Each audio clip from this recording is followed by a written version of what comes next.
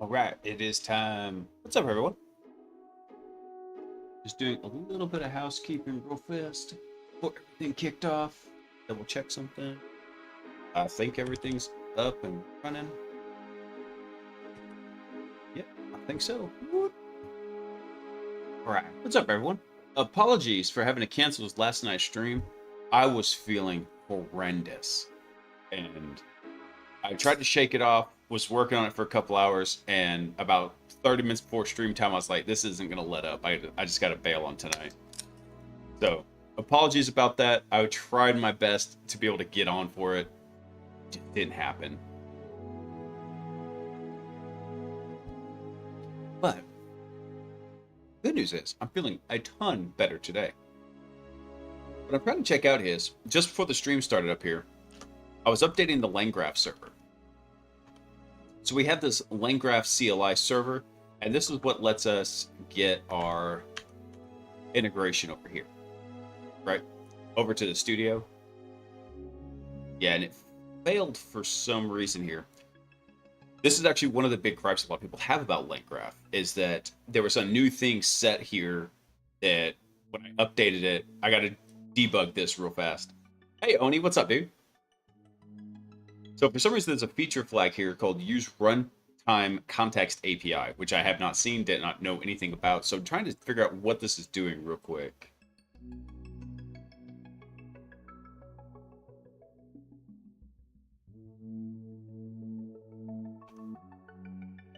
So where's this set? Let's see.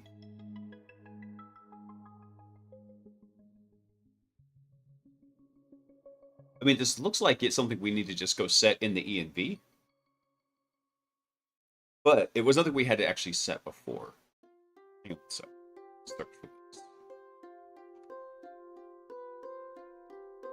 Let's see here. LangGraph feature flag use runtime context API.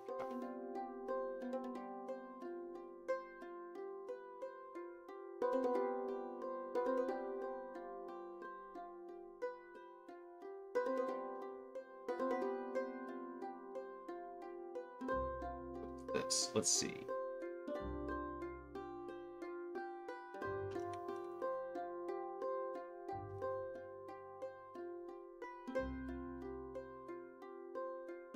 This is going to bug me. Dang it. This is why I just don't update anything. Once a version's working, just don't update it. Let's see here. So this is coming from the lifespan pi line 62 from here.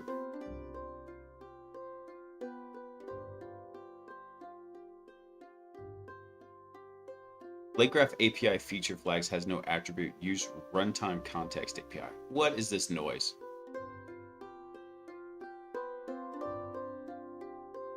I wonder if we're going to need to update LangGraph as well.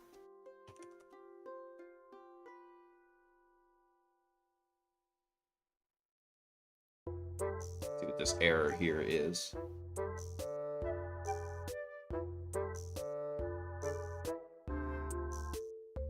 Not seeing that. I mean, what's weird is this is all coming from the LangGraph runtime nmem. So when I just did the update here, what was that? So basically all I did is poetry add the LangGraph CLI nmem again. It updated it. Updated the API. Oh, dude, that was a huge API update. Look at that. Went from 0048 to 0298. I wonder why that was such a huge jump. The LangGraph CLI jumped up a decent amount too. This is actually one of the big issues a lot of people complain about with LangGraph, is that sometimes there's these kind of breaking features whenever you update this. All right, let's go take a look at this real quick. So what we need is LangGraph runtime nmem. We need to look at the lifespan here. Let's go bring this up. So we need to go to our virtual environment in here. Actually, to it, you know what I'm going to do is, what's this from? This is from the runtime nmem lifespan.py. Let's go find that. LangGraph runtime nmem in GitHub. Let's go look at this in GitHub real quick.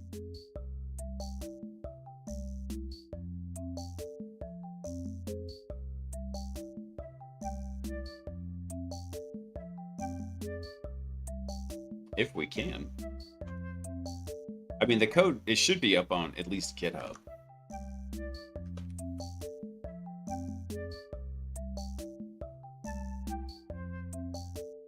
Let's see here. Not how I wanted to start everything off. I was thinking about how we're going to integrate the browser now that the browser's kind of working. We probably have a little bit more work to do it. The browser itself is working. Now we need to kind of develop the agent around it, and then we can get the agent built in to the rest of the system and how we're going to handle that. And I think I've got an idea on how we're going to do that.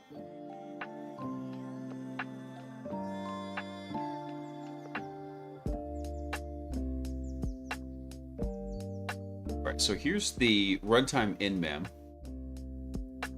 But where's the actual package?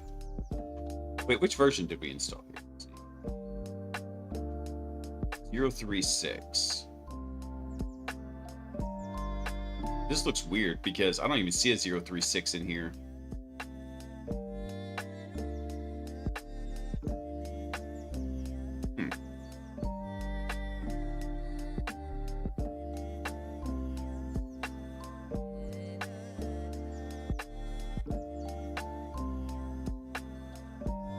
I'm surprised this doesn't have any kind of a link over to GitHub in here. Typically, when you come look at a package over in PyPy, you see a link over there.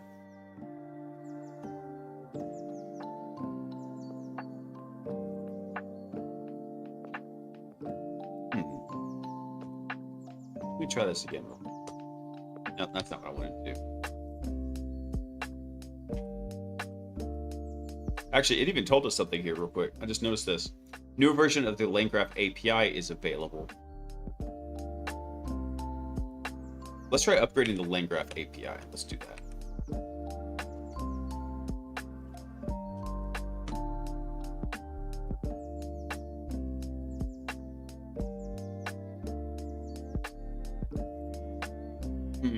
That's why we're on that version, because we're having an inconsistency. Ah, crud. All right, let's take a look at our packages. Maybe we just need to do like a mass update, which would suck. I think we can just do that, though, with a poetry update.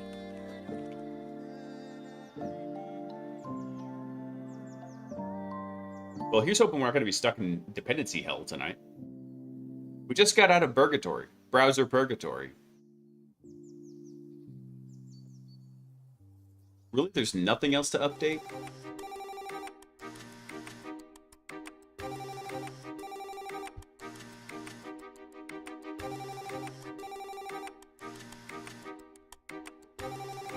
I don't believe this.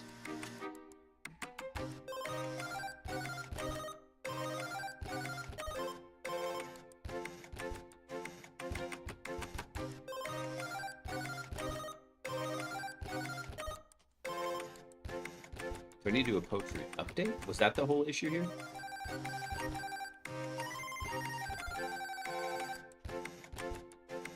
I thought doing an ad would actually update that. Hang on. Let's try it. Just do a poetry update.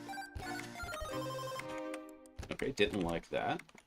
But if we update the LangGraph API, can we do that? Thank you.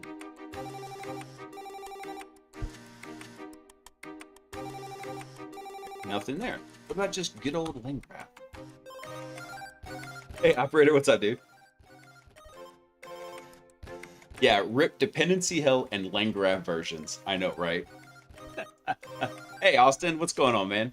Hope you're having a good day. Hope everybody's having a fantastic Sunday, by the way.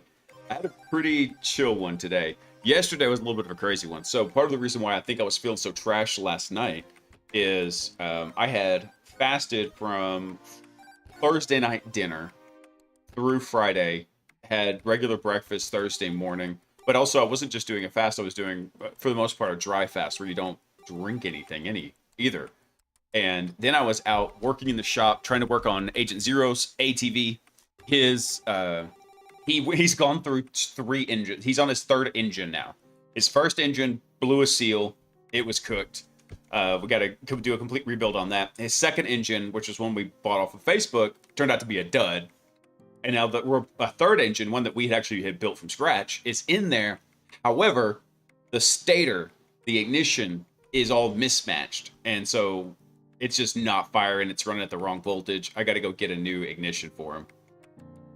So lots of fun. So on top of all that, yesterday, then we had a birthday party. Went and celebrated that, and I think I was just massively dehydrated. I just laid in bed and drank a ton of water last night before I went to sleep. I woke up feeling okay, but I was wrecked last night. All right, I gotta find out something here. I might just migrate this project to UV because I do like UV a little bit better. Let's see. Update all packages.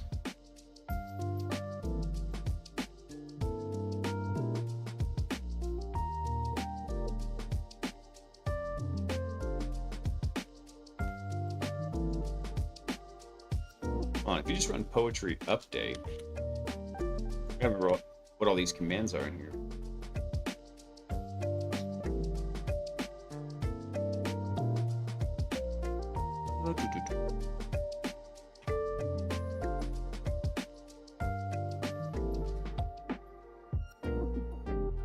Oh, I'm missing tac tac lock in there. Gotcha.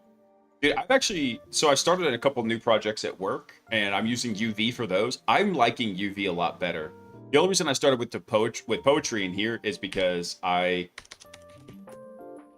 it's one I had already been using. We started this project several months ago, probably about 6 months ago, and so that was just what I was using at the time. I've had more experience with UV now. I think I'm going to switch it over to that eventually.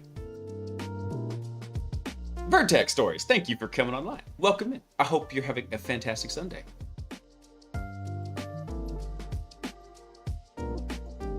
If you're dehydrated, then you should add a little salt to your water because it helps with the dehydration. Oh yeah, dude, that's what I do. I've got like an electrolyte mix that I keep on standby. If I start getting a lot of muscle cramps, that's what I throw in there.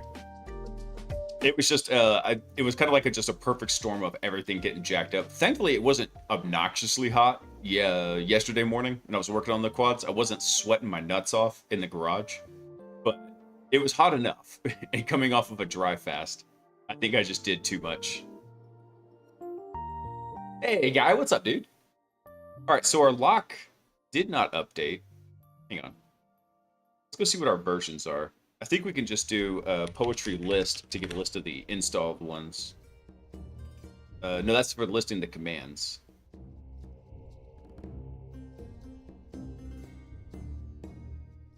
Yeah, I think...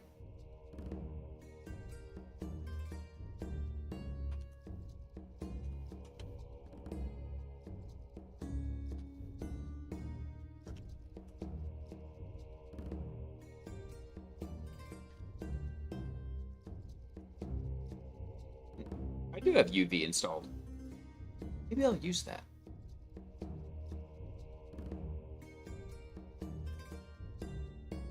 Just in, and the first thing I hear is I'm sweating my nuts off. Hey, Noipy, what's up, man?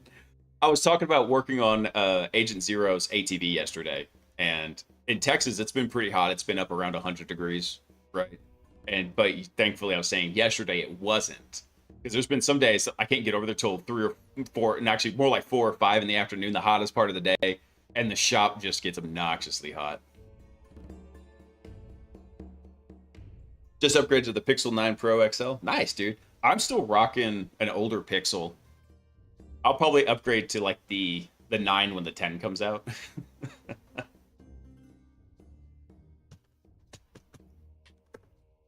What if I just run UV update? Anyway, let me see which version of LangGraph we're actually running right now. Let's see. So we're running LangGraph 0334. Let me see which versions are out right now. Let's see. LangGraph. Yeah. Let's see which version we're up to over here. Yeah, see, we're up to like 063 on here.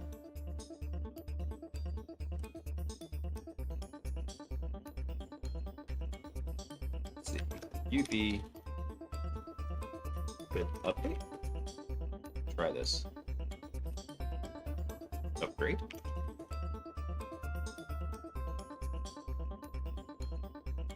Anyway, I can't remember any of my commands in here. Yeah, I tried to actually, Oni, I tried to take a nap with the kids during that storm, and it woke me up. They were out cold. They had a big day today.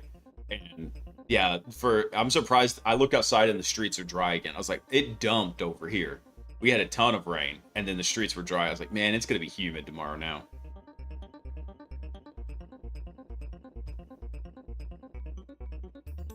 Let me see something here. Update packages. What is this command?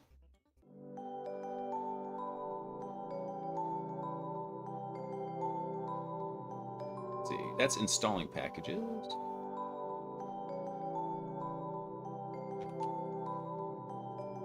Why does nobody ever want to have like an update command?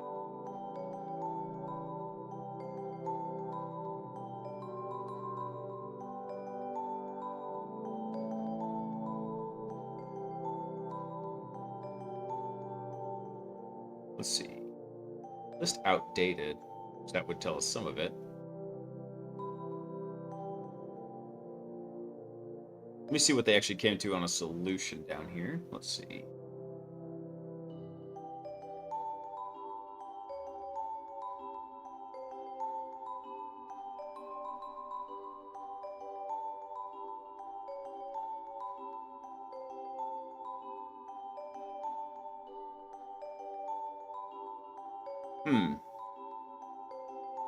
So I'm wondering if I need to just go through and get rid of the lock file. Let's do that. Let's see. We have a poetry lock in here. What do you think about this?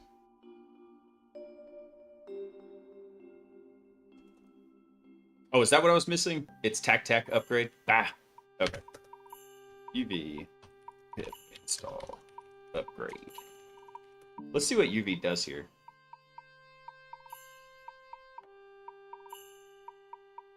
You know, so I've never used UV with this repo before, so I'm wondering because we don't have a UV lock file. We have a poetry lock. So I'm trying, do I need to? Because originally we were using poetry for this.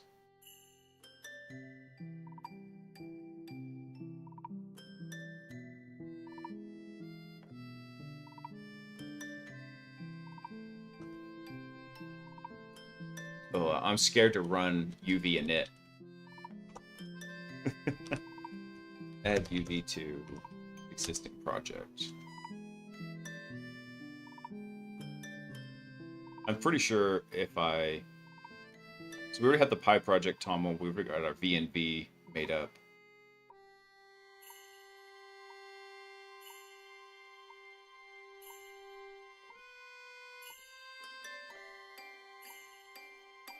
Just run poetry UV update. I mean, we can. The kicker is, I'm not sure if... I think UV is a global install. Yeah. So UV is not part of this project in here. The thing is, when I run the pip install upgrade, it's like, hey, you need a package in here, right? So what I'm thinking is there something I need to do to migrate from poetry to UV? Let's see. Migrate from poetry to UV. Let's see. So I think that's going to save us a headache in the future here.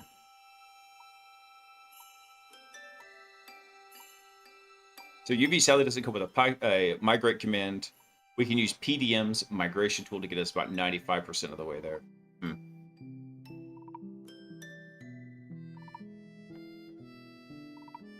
What's crazy is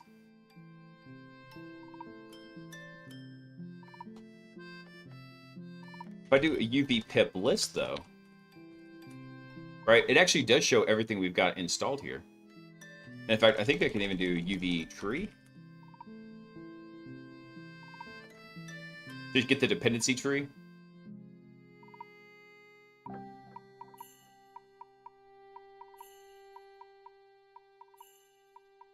And see, like the OpenAI one, we don't even need right now. We might need it later. But look at that. That is a massive dependency tree. I mean, not ginormous, but it's pretty large in there.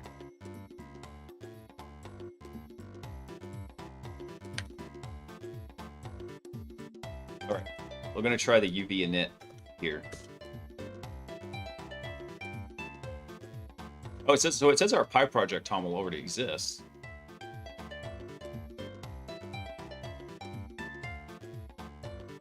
It is so we already have a Pi project TOML.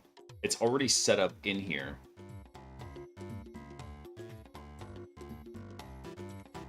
Let me try something real quick. What if I just upgrade one particular package? There we go. Now we're starting to make some progress. Okay. Let me try that again. Let's do that to upgrade the CLI for the nmem. So we'll do uv pip install upgrade. It did a minor upgrade of the API. Let's see, uv pip list. Let me see. Where is our actual CLI version though? So that's in 0.36.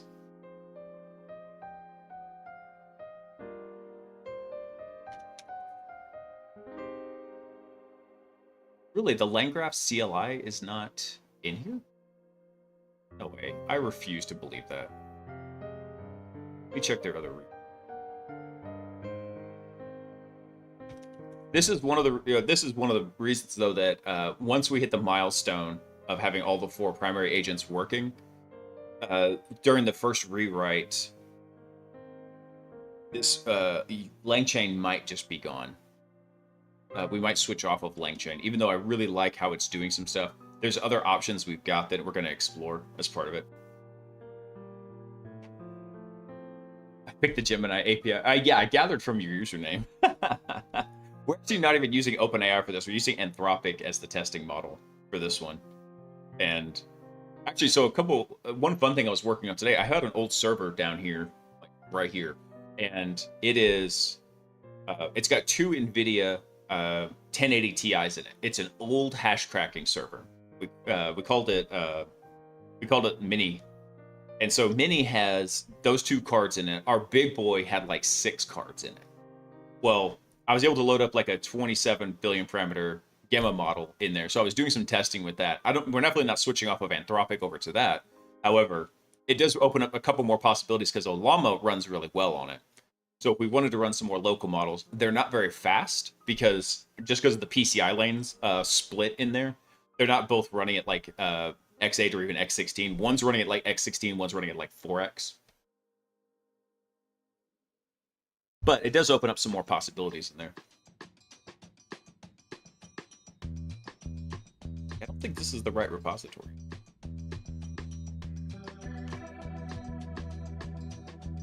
All right, well, let me try something real quick. Let's see if we can get the LangGraph server back up and running. Nope, didn't like that. Let me try this real quick.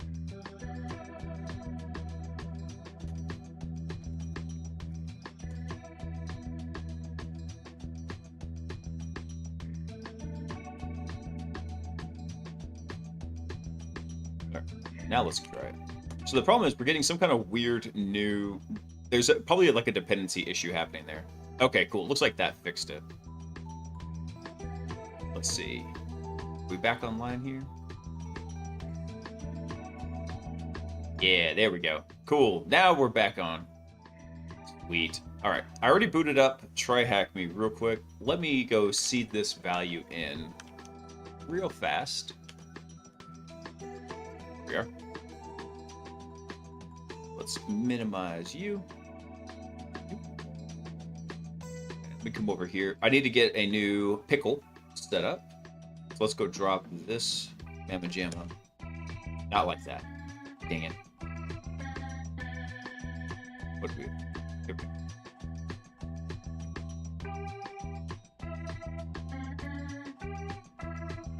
go. Let me smalls. Every time I'm trying to copy and paste, something happens and I misclick and copy something else. There we go. Then what I'll do here, let me go ahead and get this guy prepped. There we go. And now we back over here and go ahead and run this. We're in a new thread? Yeah, we're in a new thread. Cool. So this is our seeding state table. It says, hey, this basically is simulating a message from the human saying, here's what you're trying to hack. Here's a little extra context. There's the target IP. I'm going to get it all kicked off. Hey, Mars, what's up, man?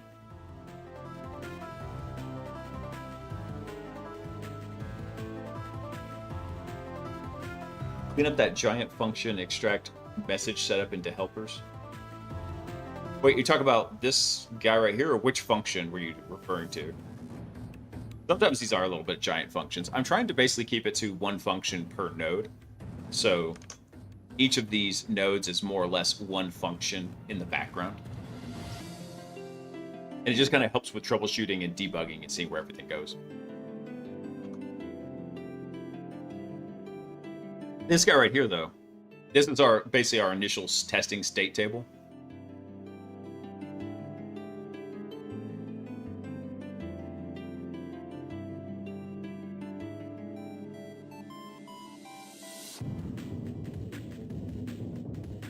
Top level script block in your test file. Are you talking about in here?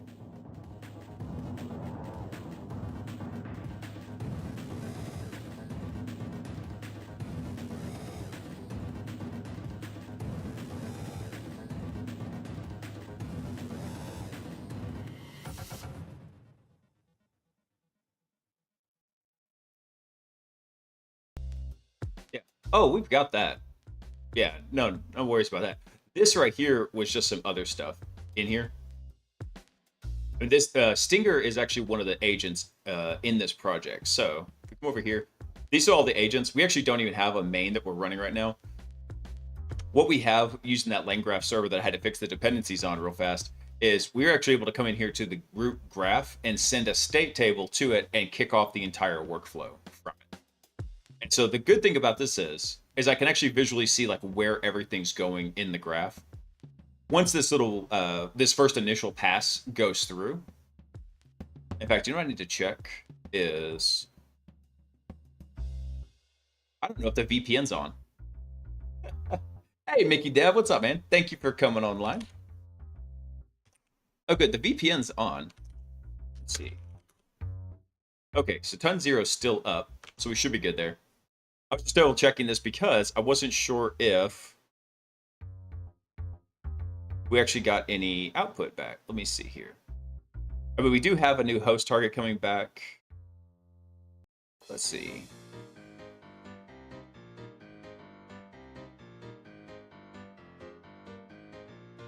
Actually, let me go check something over in the enum agent real fast. So this is all the state tables right here.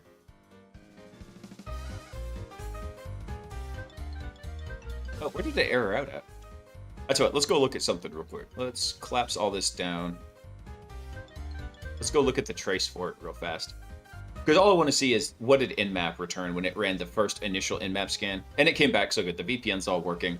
But now, what we can do, and the reason why, if you wonder why I ran through all that big rigmarole, it's because of this. Now that it's run the entire state, what happens is when it gets to the exploitation agent, we've got a dirty little hack here where we load a pickle file.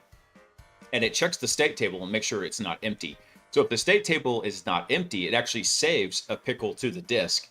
And if it is empty, then it loads the pickle from the disk. So we go through, we do one pass. We now have a whole slew of testing data set up in here. And it's all properly appropriate in the size for this test case. Because this IP address changes each time. That's why we're having to do it that way. But what we've got now is we have a shortcut where when we go make changes to, as long as we're not changing the structure of the state table, we're fine. We can come through, we can make changes to it, we can address how the exploitation agent is working, or the browser use agent, because the browser use agent we're going to have to add over to this as well.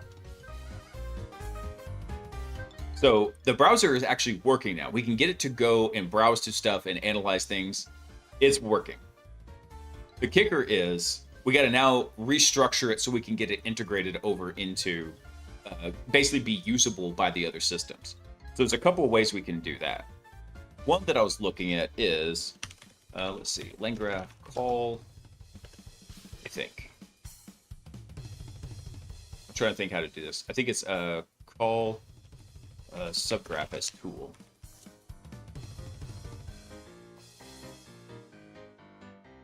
Here we go, subgraphs. I believe this will kind of explain it. So this is essentially what we've got here, right? We have one kind of master node, which is really its own graph, which is Stinger. And then it calls the subgraph. So like this would be recon, this would be enumeration. And then what I need to do, though, is see how we're going to build this to where we can hand off to that other graph in there without having to add it as an edge. That's what I'm trying to avoid. Let's see. So our subgraph is this here.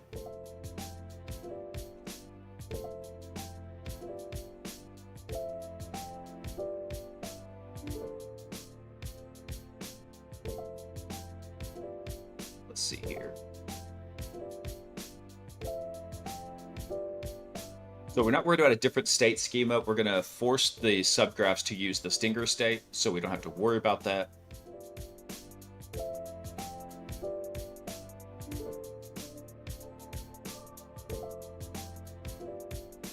There should be a way to actually configure this as its own. Basically, you set up this subgraph as a tool, and then it can be called like as a tool call in there.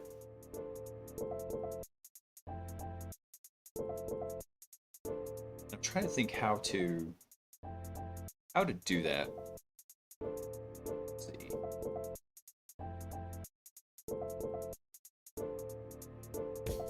Let's see if this explains it any differently. Don't think so. I think that's the same stuff. Let's see. Route to subgraph.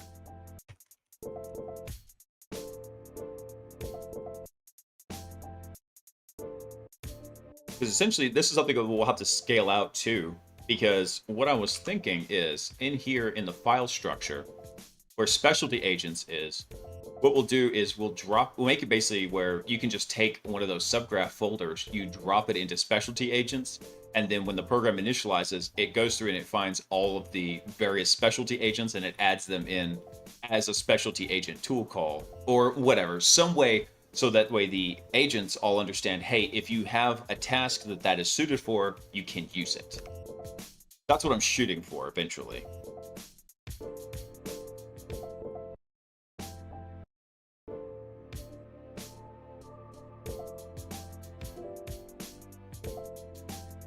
Pickled exploits. Hey, Bobby, what's up, man? So actually, one of the things I was working on, the reason why I have that but I set up that other system with the Gamma model is I've got a data aggregator and summarizer going, so I can work on some stuff with that. And one of them is like getting a list of updated CVEs as they come through. So I'm hoping we might be able to have some fun with that. Oh, let's see. Let's see what this guy's got going.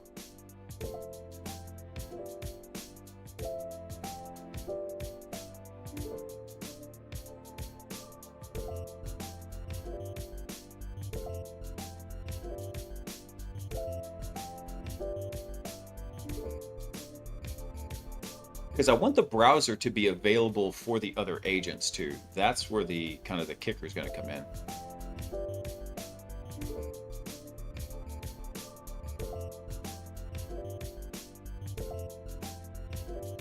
Let me try this real quick. What is this? So this is their customer support example here. But I know there's a way to call these graphs as tools. I just need to find out where it was in here. Don't be smalls. Let's see. Let me just try calling set graph.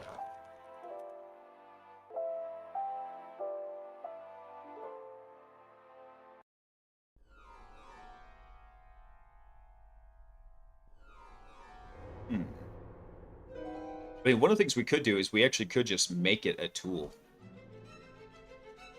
I might have to re-architect something a tiny bit in here because every agent is essentially setting up its own instance of robo pages. So like, for example, we go over to the recon agent, right? This is where it's getting, that's right, that's the recon tool node. Actually, I take it back.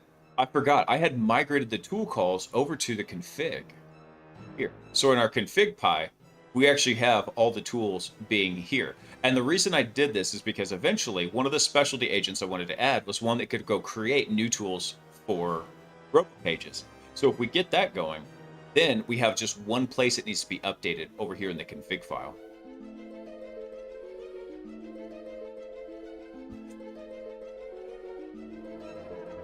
So let me think about this. What we could also potentially do is here in the configuration, we could actually have this have the logic for all the specialty agents. So we could have RoboPages tools, but we could also have our specialty agents be a separate set of tools.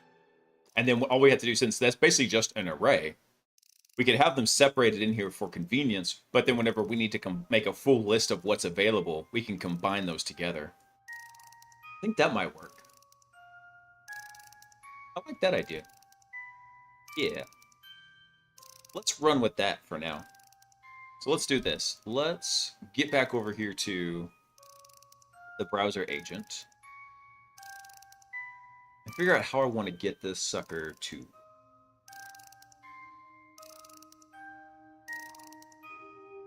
I need to look at something real fast because I have to refresh myself on the state table. So let's look at how we were when we entered the exploitation graph here. So we hit the exploit graph. That's what we're entering here. We load up the pickle.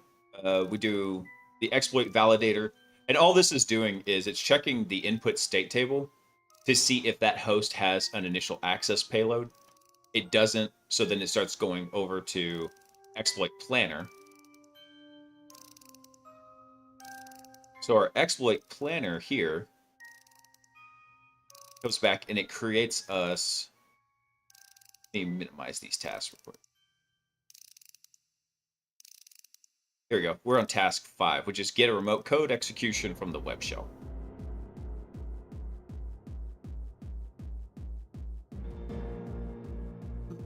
So what does this want to do? So it does go get a PHP web shell from Diceco. It does get that, but I think we need to modify that a wee bit. And the reason for that is because this gives us it in like a string format right here. Doesn't make it very convenient for getting it over to the other browsers. So one of the other changes that was done here is that we now mount a volume to, like, for example, the browser here. So we have in data browser, we've got that mounted over to the HackBot volume.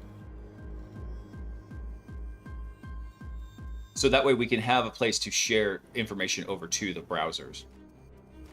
Let me think about this. I don't want to do this. Because what I'm thinking is, yeah, we can go get the web shell. We have that as a custom function over in RoboPages.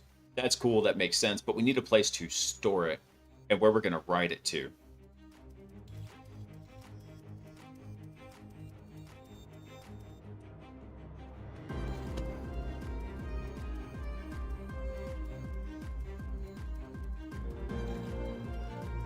This is just kind of the root of the entire thing here. So actually, as I think about this, this probably should not be in browser. This should just be in data. So this /data directory would be the entire container share happening right here. I think we'll be good there.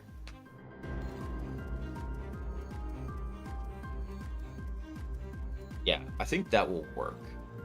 Actually, that'll help out a ton because then what we can do is we could actually set that up in all of our RoboPages functions that when we define the container, we can define something like this. I think that would be. Hang on. Let's go look at something. Where is RoboPages? Here we go. So our RoboPages setup. Let's go to Pages, Cybersecurity, Offensive, Web Shells, PHP.en. Here we go. Let me open this guy up.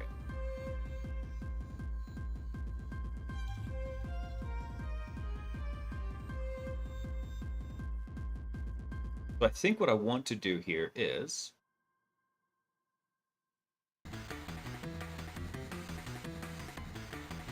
so we have two functions for this one, which is basically PHP web shell Diceco, and all it does is it cats this guy right here.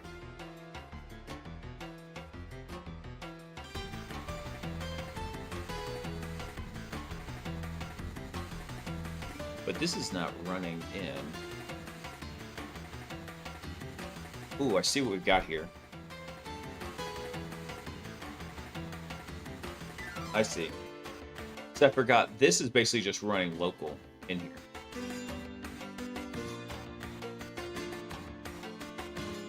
What did we have in slash data? I gotta remember.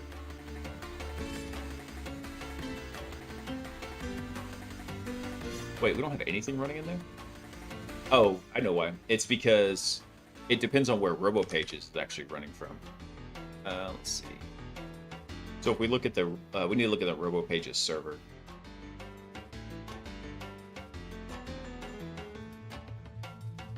There we go. The present working directory slash data is in there. So we do want this. Let's see.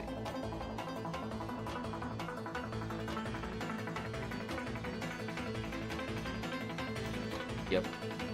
I think what we want to do is copy all this stuff over to that.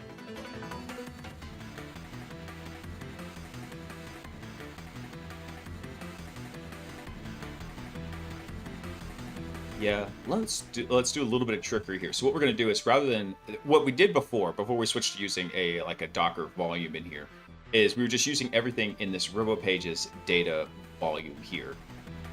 So I think instead what we'll do is we're going to add another mount right here. So we'll do tac v, and we'll call this HackBot, and we're going to mount that to, we're going to mount this to data 2, and we're going to mount this one to slash data. Because then what we'll do is we'll restart the container. When that happens, we'll come over here and we'll drop this sucker out. We'll copy everything from data 2 to data. We'll shut down the container. Then everything's persistent over in the volume. Then we can just deuce this line out right here. I think that one. So let's do that real fast. So let me Control-C out of this. I'm going to run the server again. And then let's do this. We'll do a Docker exec interactive terminal, and then we're going to run that into. Crap, what is this? Hold on. I got to set one more thing in this script here, because we need to set the name on this thing. Let's do. Take that out. Host networking, that's good. Let's do tag name RoboPages. There we go. Now, whenever that container starts up, it's going to have a consistent name to it. There we go. And so all it did was just change that. But it makes it easy for doing stuff like this. So Docker exec interactive to RoboPages and run bin bash. There we go. And CD over to. Actually, this is fine right here.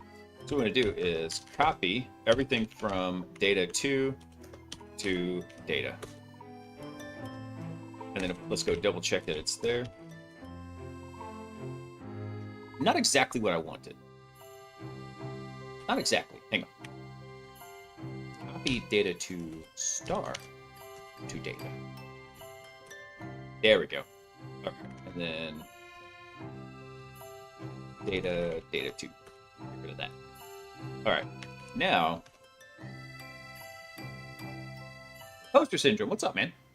I got a question. In your experience, do you find a lot of QA findings in web app pen tests? Like rate limiting controls and front-end bypass stuff. I'm so fed up with it. I do. I don't always mention them. It depends on the client, really, what the client is looking for. But I did. In the past, I've had a client that basically we were their QA and their pen test all in one. They had, like 15 web apps that we would go through and test like once a quarter. And it was a huge, huge time sink. It took so much time. They honestly could have hired like an internal penetration tester and QA person to do that all internally. But sometimes it was stuff like that. We would mention QA style findings. Other times though, if it wasn't like an actual security impact, a lot of times I wouldn't mention it. So like if they didn't have proper rate limiting, it's not such a big deal. Maybe mention it as an informational finding. But other stuff like that, I'd say it largely depends on the client. what the client wants. I had one client where we found some interesting stuff testing their environment, but it wasn't what they were interested in. They didn't care about that. A lot of the stuff they already knew. What they specifically wanted from us was, what are the methods you could use to breach this system to get internal to a different system? That was what they wanted. So we ended up not having any findings for that, which is usually unheard of. But this is a very big client with a very big security budget and some massive swinging behind them. So I wasn't terribly surprised at that. Plus, they're a very public company. They have a very big bug bounty program. So they're constantly getting hit up on their external.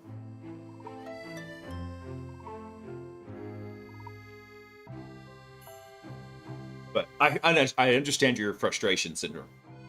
Completely 100% understand it. I've had clients like that. And in fact, that particular client, I tested them pretty regularly. Not personally, but like it was a rotation. The entire team basically would take chunks of it. But literally, that was the first client I tested, like my first day as a penetration tester. Like, I came on board in the morning, went to lunch with my team, started on them, and continued testing them for the entire 7 years I was at that company. Well, 6 years. I was there 6 years. Let's see.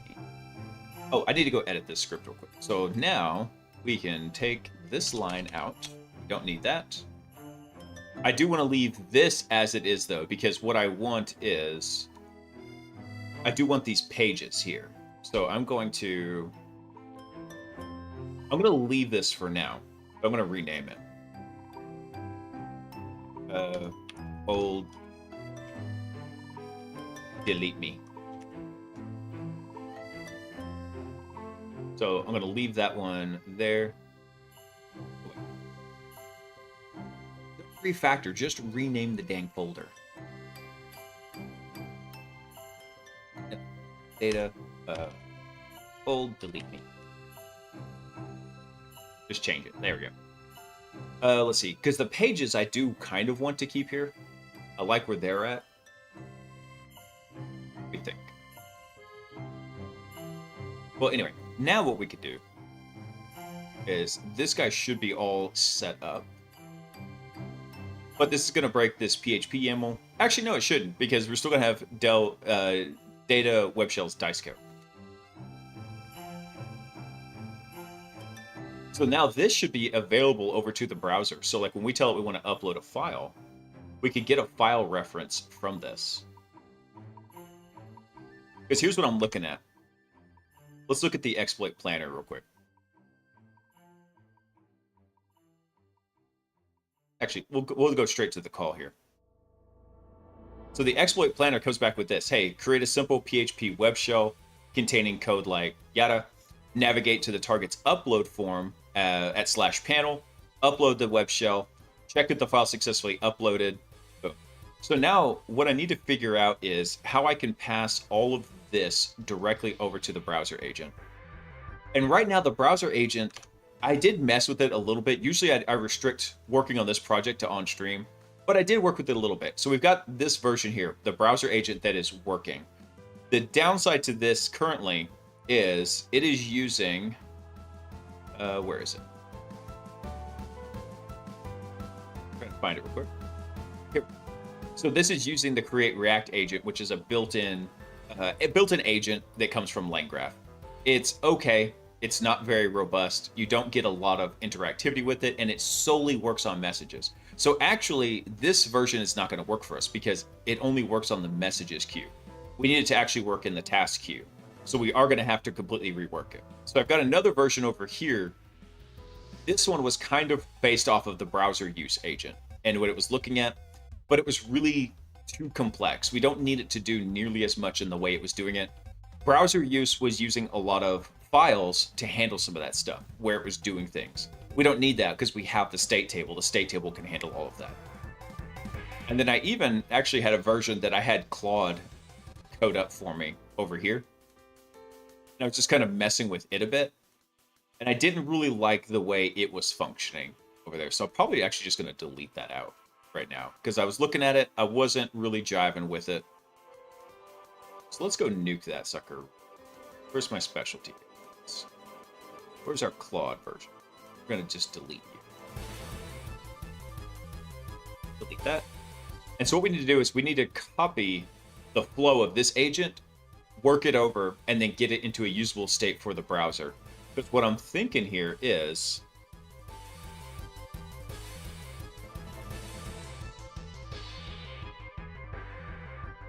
might be an issue with our company culture since like 50% of the report findings are QA style findings. And that can happen sometimes, man. And it depends on a couple things. Like you just mentioned, yes, the company culture can also be in that. People have different ideas of like what signifies a security finding versus what signifies a QA finding, right? And so it's going to depend on how the company, how the team kind of classifies those issues, but also how the client classifies certain issues. And even in my team, like we had disagreements about that. So, for example, we bust out the whiteboard because I like the whiteboard. Oh wait, I didn't move it. Hang on. Set this up. So, for example, I did a lot of like Vue.js development, and so in Vue.js, you're writing everything in basically not TypeScript. You can do it in TypeScript, but you're writing it in non-browser script, right? So what happens is it goes through and it does something called transpiling.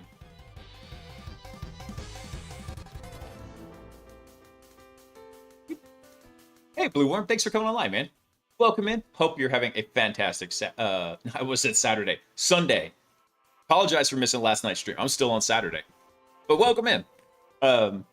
When it does this transpiling, it's basically taking it from Node.js and converting it over to browser.js, let's call it.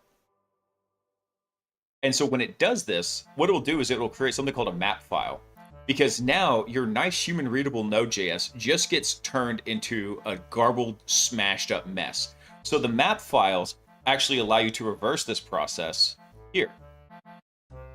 And so I actually wrote this up as a finding for one client. And the reason I did that is because when you reconstruct those JavaScript files from the map, you get everything back. I mean, down to the comments, you get everything.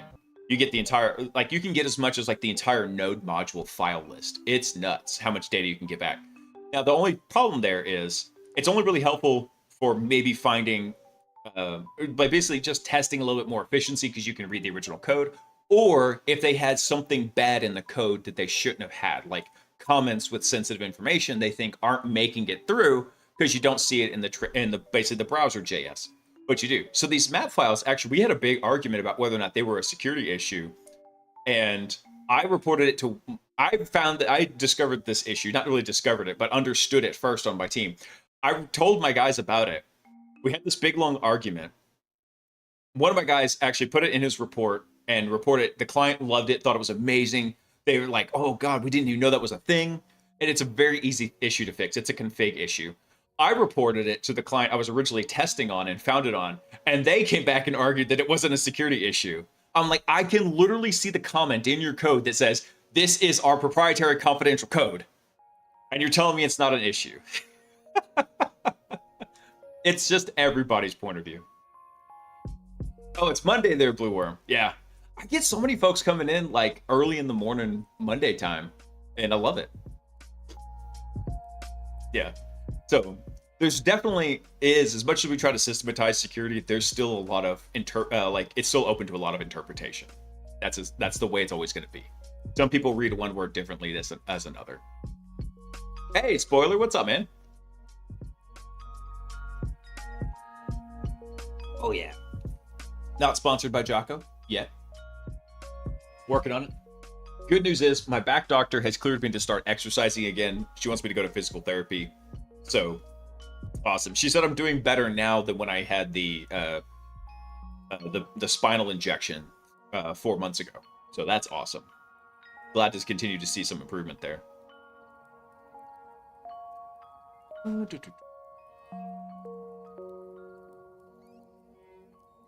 So basically what I'm looking at here is from the exploit planner, all of these are steps that could be handled over in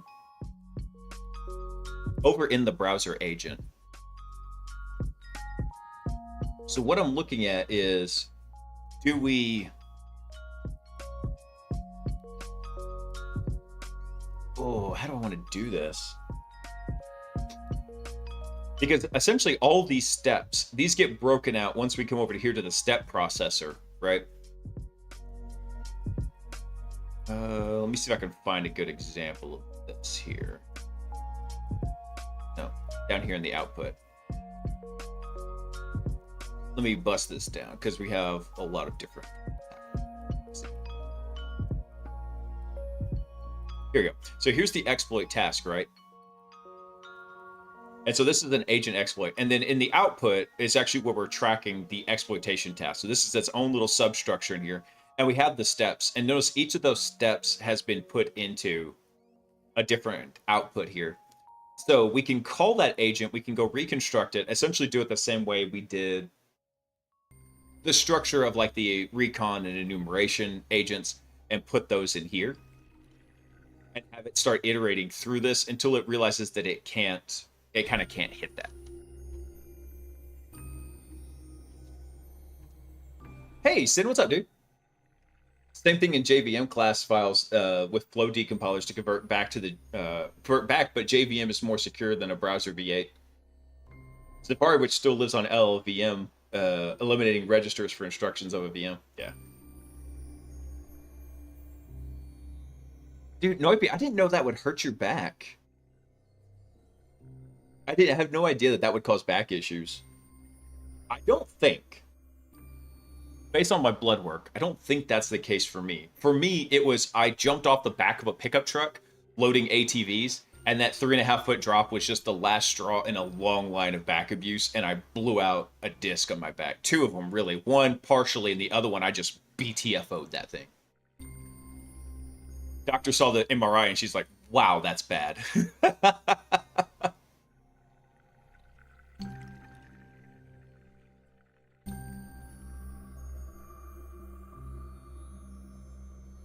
right.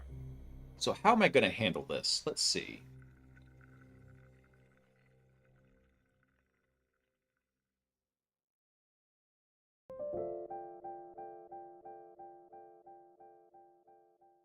Think about how I wanted to do this.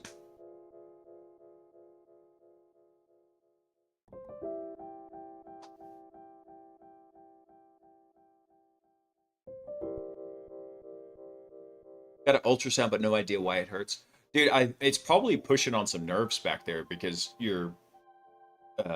I've noticed like whenever I have trouble with my back, it actually radiates to my gut sometimes. And because mine is my very lower back, right? And so that's one of the signs that I know that my back is not happy is actually I'll get like an upset gut, right? It'll just start hurting. And I was like, okay, something's wrong with my back. And it's because those nerves are just wrapping around, right? They're coming off and it's just hitting that area and jacking up all the signals. Too much signal, or too much noise and not enough signal in there. Well, let's see.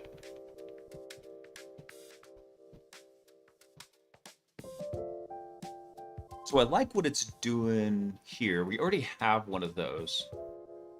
So I think what I'm going to do is thinking about this is whenever we get the web shell, what we're going to do is we're going to return a very simple path to the web shell. I think that's what we're going to do.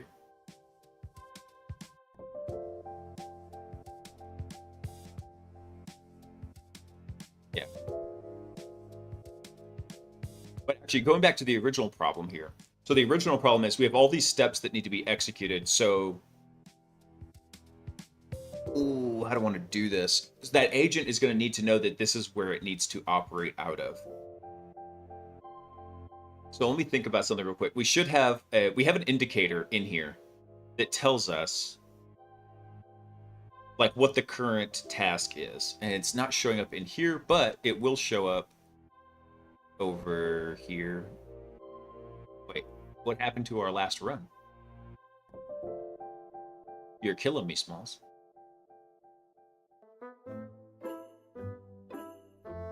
Actually, you know what? It'll show up here in our input, I believe. Yeah, here we go. So what this is our entire current state table. Let me do default input render. There we go.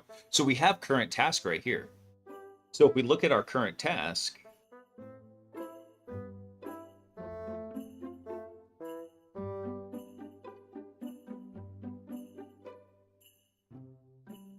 so this is our current working task, but we need it to start working on the output here. Because what's happening here, this might look a little bit funny, but it was really the only way to kind of make this work and keep with the design structure of the state table. But if we come look at the exploitation agent, here's my exploit. There we go. We look at the exploit agent here, what it's going to do. Let's kind of walk through the code here a bit. Let's see. Actually, hang on, let me check something. Here we go. So what it's going to do is it's going to make a check over to the validator to make sure things are actually running correctly. Let's see. So the first thing it does, it hits the exploit planner right here. So the exploit planner is actually what builds out all those steps. So if we go look at the exploit planner here, there's our validator, exploit router. Here we go. Our exploit step router. So what it does is gets our current task, our target IP, and our targets.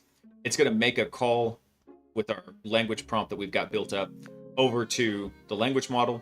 When that comes back, what it's going to do is it's actually going to index that out to here.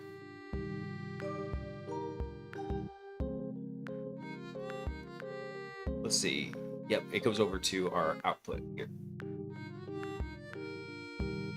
P44, what's up, dude? I hadn't seen your beautiful name in chat in forever, man. I hope you've been doing good. Well, doing well. Superman does good. You do well. Dude, 44, you missed the entire saga of what I'm calling Purgatory, which is browser purgatory. So HackBot really ridiculously wanted a web browser. So went on a 6-week, I think, detour down a bunch of rabbit holes to get a functional web browser and agent for it to use. So that is finally working. So now what we're doing is working on integrating that over into HackBot over here. So a lot of fun there. I've got an event I have to go to tomorrow.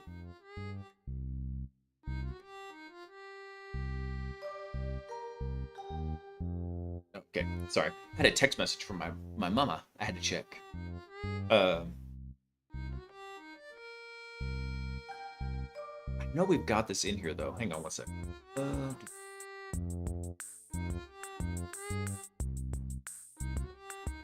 That's our exploit planner prompt. Where is... Yeah, so there's our steps. Exploit steps, we do a list map, get exploit step. Where did I define this? Yeah, this returns back an exploit step in there. That's right. So basically what we're doing is as it returns those lists of steps in there, and what we do is we bind an exploit step list to this when it comes back. And that's what we use when our LM calls. So our exploit step comes from our output formatters. So let me go double check the output format for that. Exploit step, here we go. So all that is just a list of strings in here for our output format. Just makes it real simple. And there's another way you can do this actually here. What we're doing is we're binding the output as a tool. You could also just tell it to return structured output, but we don't get a lot of the conversation when we do that. It just returns essentially the tool call. That's what it's doing in the back end. It does this like weird tool call shenanigans. If we bind that exploit step as a tool and we don't process it as a tool, then what we can do is we can actually go to the tool call and just bring everything back out of it. And then we get the conversation part like, hey, this is why I did what I did. Because we have the language model explaining its steps as it's going through. Cool. So we have that going. Let me see here.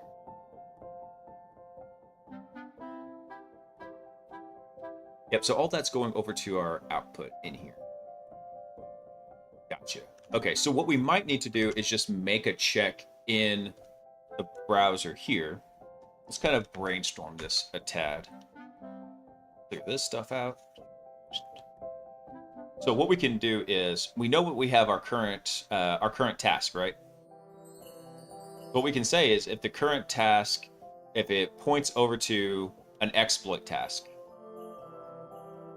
then from there, what we can infer is that we're going to be working in the task output, because that's where it's going to be pointing to. Because that's the way this one works. The other tasks are different, right? So if we come look at the difference between these two, right? So let's see. So like, for example, we look at task 2. This was an enumeration task. Figure out which version of Apache was running. And actually, we don't even have any tool calls for this. That's a bad example. Hold on. We'll go to task 0, which the task was how many ports are open on the target. And you see we actually have some output happening here with our hosts. But we see we had a tool call happening here. Well, we don't really have any tool calls happening with this. It's all just kind of being tracked in the exploit steps. So they're kind of like a sub-step for something I'm calling speculative tasking, because we have the language model guess, based on all the context, what exploits could potentially work. And then we build out test cases around that. It's like, oh, okay, cool. We know that in this case, we're going to drop a web shell. So it starts building out a context around that and starts building out all those subtasks. There's probably a better way to do this, but honestly, I suck as a developer. That's part of the project. Get good. I'm trying to get good, guys. It's hard. The stores are still sold out. Logistics issues, they keep telling me.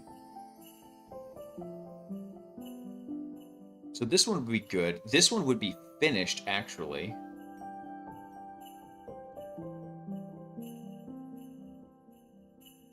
What did the HTTP GET do? So it did return that back. However, it flails here because it doesn't know what to do.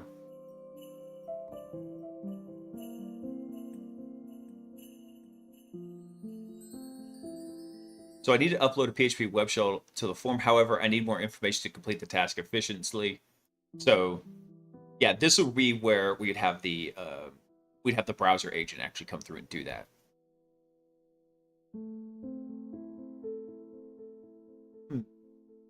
You think about this.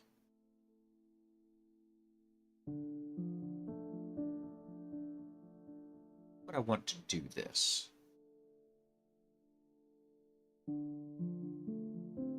Actually, there's one simple way we could do this, because one of the keys that we keep over here in the state table is we do keep a list of all the messages.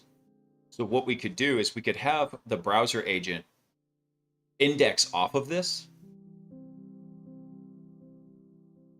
Ooh, how would I want to do this? I need it to work off of this. It can work off of messages. That's no problem. What we could do is we can get the last message received from this guy.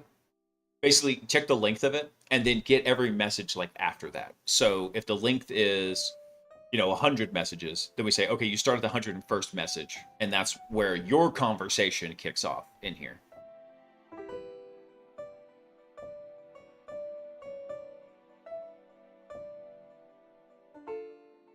Yeah, we could do that. All right, so we need to work on the browser agent. Let's come over to browser use agent is going bye-bye. I don't care about you. And then what I'm going to do is I'm going to rename this guy real fast. So let's rename you. And you're just going to be just browser agent here. So this is our working copy. We don't want to edit this one at all. We just want to work on this one. So for our browser agent, this is going to, our working copy is going to be our reference. And then this is the one we're going to modify. So what we're going to need to do is add some custom nodes onto this guy. Let me see how they're doing the create React agent, because it kind of works. What we could do is just modify this a bit. Let me see. Does this have the code reference? Yeah, there we go.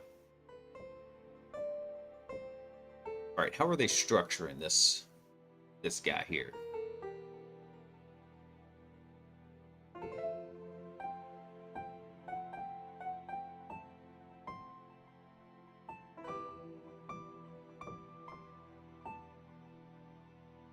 Well, let's see. LLM with stop output parser. I have no idea what's going on here. Wild. Yeah, so here's the whole thing. So when we create the React agent, what we're doing is we're passing in a language model in here. We also pass it a list of our tools, which our tools come from the MCP server. So we got that. Not worried about the prompt, not worried about the output parser.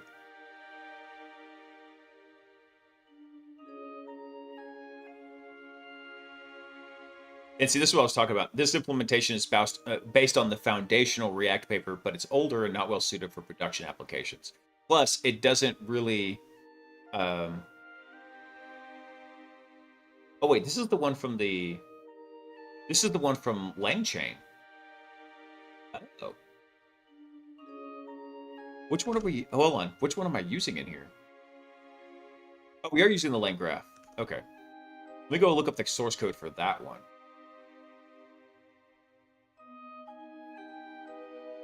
Eelston, what's up, man? Who was working on a CTF and thought of you? Aw. Dude, having a good time. The browser is finally working. So,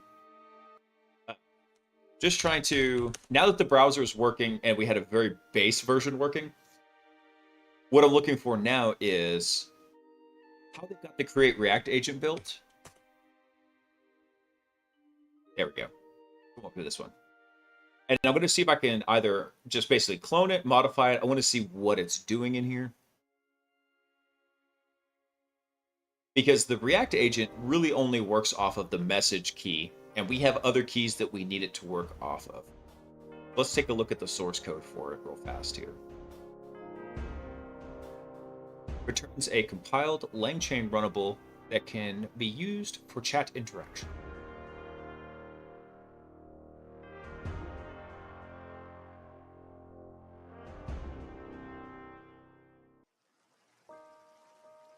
Oh, they have a V1 and a V2 version. Cool. Okay. Let's see. So they're resolving the model. Get the input state. And see, this is what I was talking about here. So when they get the input state, whatever the state schema is here, all they're doing is they're working on the messages key. But we've got other keys we need it to read. That's why we're not using this particular one.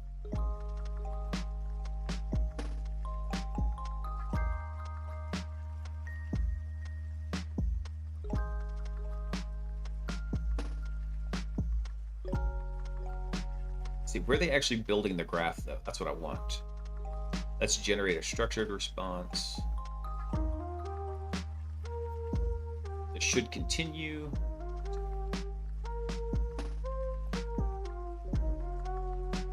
Come on, where's the actual graph?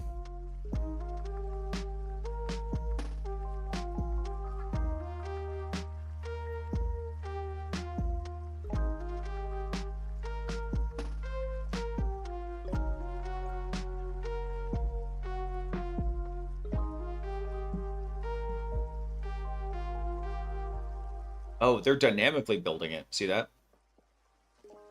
So like they're talking about, should I add a conditional edge? Should I not? Okay. Well, that's fine. We can work around this. Let me look at something real fast though. Where's the should continue? I want to see what they're doing here.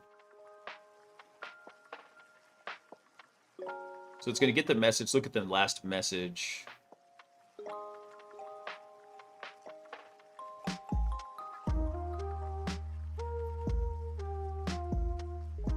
Send tools, tool call with context.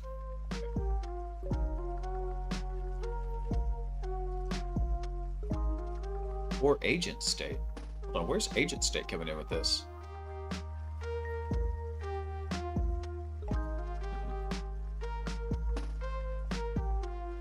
No, because this is returning a compiled graph, and I don't believe you can add any nodes to a compiled graph. So if that's the case, yeah, we're just going to have to build this. We just had to do it ourselves, which is fine. This is fine.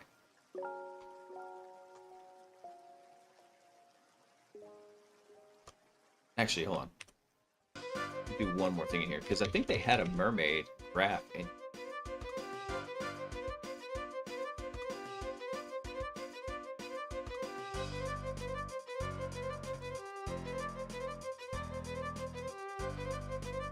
I believe we can do this over here. Here we go. Perfect. So a lot of times you can actually get this to spit out what's called a mermaid syntax graph, and that's what it did here. This is our sequence diagram. So the user does an initial input that goes to the language model, and this could potentially go over to any tool calls that we need. Yep, so tool calls back to the language model. It runs in this loop real quick while we have like execution of the tool calls. All right, so how would this look for our state table, right? Or for our output? Let's see. Here's our exploit step processor. Here we go. No, that's not it. The step planner. That's what. So here's our first one. Create the web shell. Exploit's going to call that directly. Navigate to the target's upload form. Yep, we want that. So it's going to go to the upload, and then we want it to upload the PHP web shell using the file form.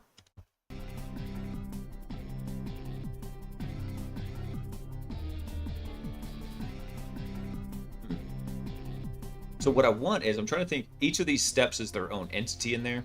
How do I get the browser agent to know which steps to handle? And we have a spot over here in the state table persist those browsers. So we've got a spot for persistent tools, ones that need to stay alive and they can stay over there.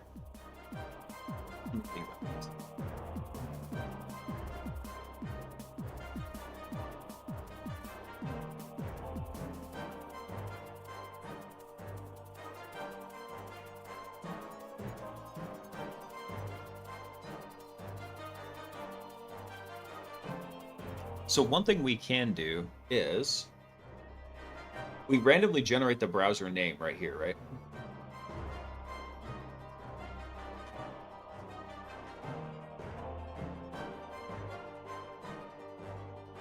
Instead of that, what we could do is we could take in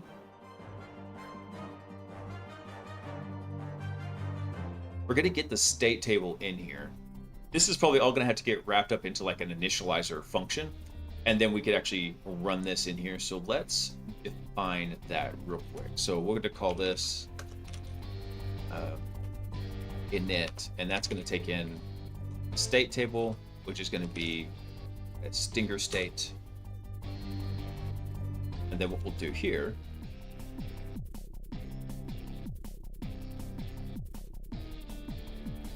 is we're going to just move all this down.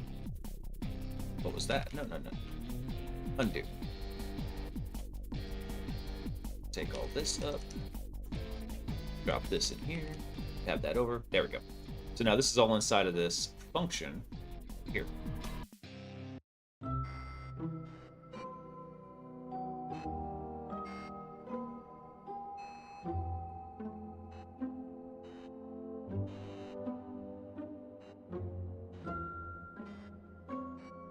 Why is this throwing a fit here?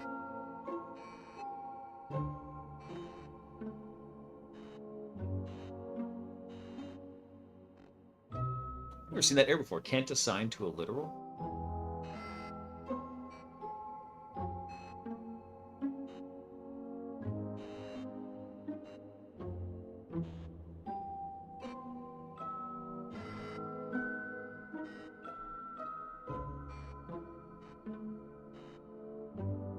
Let's see. Might need to add something to this.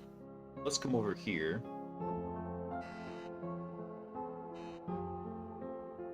I think I don't need this anymore. That out. Put that, and shouldn't need that env, but I'm going to leave it in there for the time being. What I'm going to do is I'm going to create a new Python file, and we're going to call this browser utils.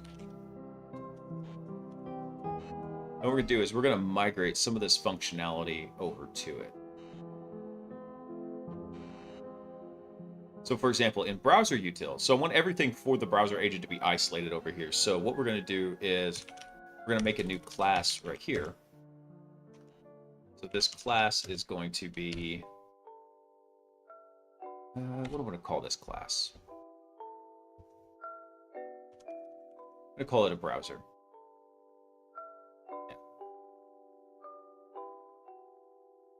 And this is going to be we'll make it a typed dictionary. So here, so from this browser, what we're going to have is, let's do, what we want is we're going to start migrating these bits over here. So we're going to need the container name as a string. So we're going to want that. And then we're going to want the container point port as an integer.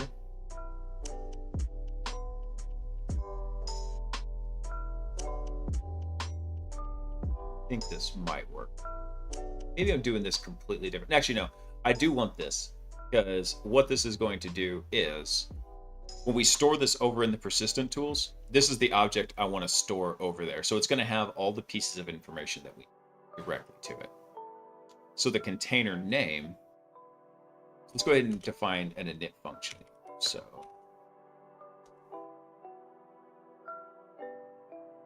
I got to remember when we define this. Remember that Python class init function, because I believe it's double underscore init that gets called first. Yeah, that's what we want. So let's actually move this up here. This out. Let's get these over. There we go. What we'll do, we're going to assign those to self. Just like that.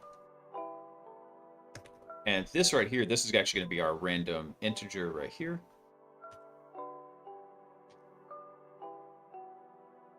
We'll go ahead and import that from random.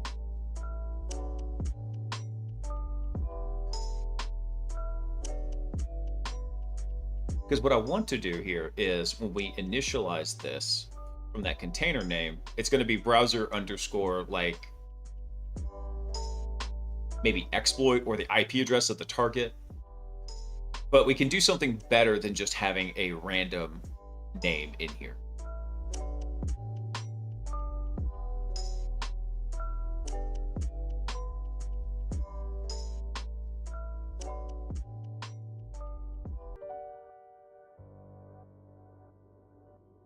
Where's our Docker run?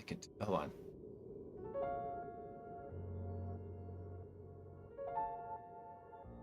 Oh no, we don't need this anymore. I forgot. This actually gets initialized by the. Wait, no, it doesn't actually. Take that back. We do need that.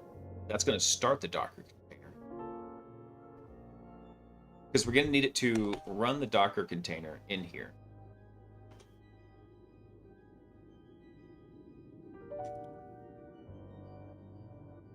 And we'll have that happen actually during the initialize. So we'll have the Docker run, start up the container.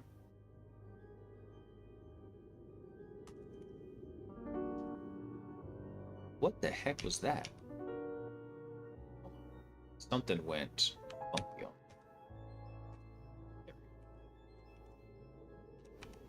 Yeah, I know. Oh wait, I take that back. That is not correct.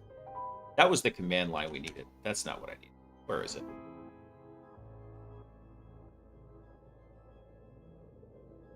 Ah, here it is.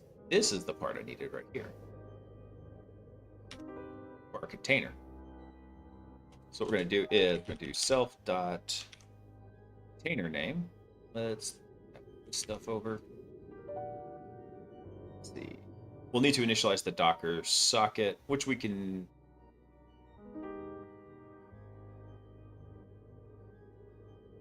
I don't want to do that. This is the one right here. Hack the planet. Hey, band, what's up, dude? By the way, for anybody who's over at DEF CON or Black Hat, if you run into the guys from Dreadnought, the AI security company, do me a favor, don't hound them, don't do this more than once, but when if you run into them and say, hey, by the way, Blaise says hi, just do that. I am getting everybody I possibly can to just tell them that one time. Don't be crazy about it. Just one time. Tell them, hey, by the way, Blaise says hi. I've got coworkers. I've got you guys. I've got friends that I know are there. I'm getting it. I'm hoping to get like 20 people just popping over to the Dread and goes, hey, by the way, Blaise says hi. They actually did, I submitted a PR for the RoboPages integration we did for LangChain in here over to RoboPages, and they accepted the PR, so they merged that. And so I've been talking to them pretty much ever since. They're a really cool bunch. Community-driven spam campaign, that's right. Actually, I guess that'd be a DDoS. Or just a DOS. Distributed offline spam. Yeah, there we go. Distributed offline spam.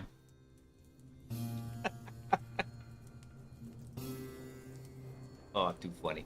All right, let me set this real quick. So this is going to be self-container name, and this is going to be self-container port. Our Docker socket, it's set like this, actually. LangGraphs? No. That's not the one I want to import this name from Docker. There we go. Import Docker. There we go. All right, so now what should happen is when we initialize this, we should have these values assigned. So the name, we're still going to have to come up with a name for that. That's no problem. We give it a name. And then, yeah, actually, I think this will work all right. Because what we can do is store an instance of this browser class over in persistent tools. We can store it as a browser type. When that browser type comes in, then what we can do is we can have some kind of a formula for deriving the browser that's supposed to access that target. Once we get that, then we can say, okay, cool. We can basically, every time we reinvoke that browser, we can see if we still have that session alive and running. Yes, I think that'll work. Nice.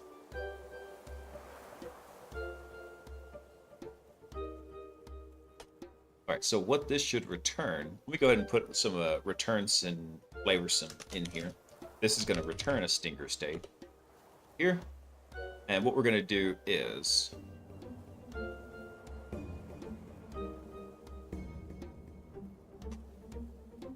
let me think about this. I don't know if I'm still going to need this.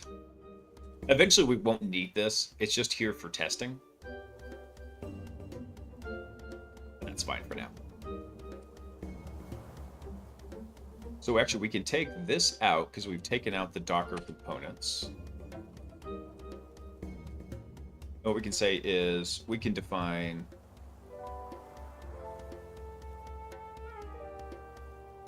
so there's one thing we need, which is a way to define the target in here. So what we can do is we can say our current task is, we'll extract that out of the state table. So that's going to equal state current task. Let's see, what is it? Current underscore task. There we go.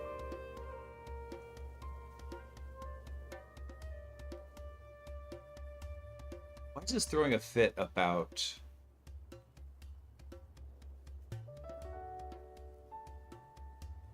let's see. Initializer. It didn't like that either? Hold on. Oh, I forgot. This is Python. We don't need the curly brackets. I'm like losing my mind. Like, what is wrong with the syntax? Python syntax. That's what's wrong with it. So we get the current task. And so if we go get that, let me look at this, what the state table looks like. Just here. Where is that? That was our input. Let's go to the planner here. So our current task is number 5. There we go.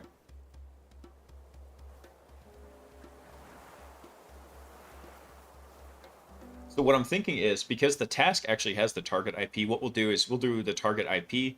We'll just change maybe the dots to dashes and let that be the situation.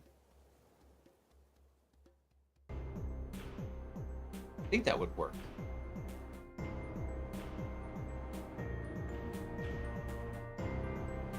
Yeah, I think we could do that. Basically have a browser for each task as it comes up in here. So what we'll do is we'll extract the current task. What we'll get is we'll get the target IP, and that's going to come from the state also, and we'll get from our task list. We'll extract number current task. No, not that. Current task, just like so. And then from the current task, we'll get is the target IP address. Yeah, right there. Perfect. So now that we've got the target IP address, what we can do is we can define the browser name. So we'll say... Actually, I don't think there's any issue with running containers like that. Try something. Let me run the road pages server here. Let's do Docker run... I think it's hello world.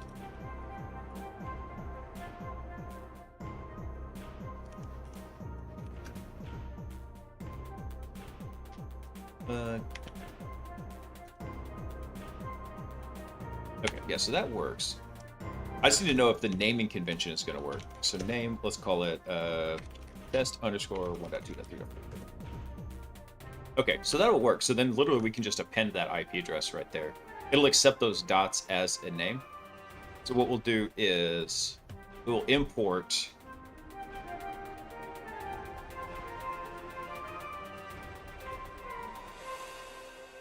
browser utils. So let's go ahead and import that guy. I'm going to go ahead and delete the React agent out because we're not going to be using it.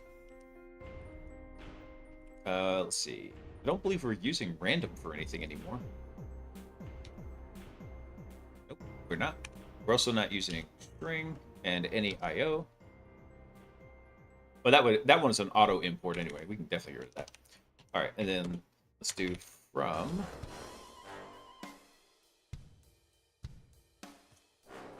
browser utils import browser. And then what we can do here is we can literally just return that to persistent tools. So what we'll do is, and we'll go ahead and define it real quick. Let's do our browser is going to equal browser, and what we're going to do is we're going to give it a name equals, let's see, we'll do a format string. We'll say browser underscore, and then this is going to be target IP. Just like that. Unexpected argument. What? Probably because of the way I've got this set up. I think this needs to...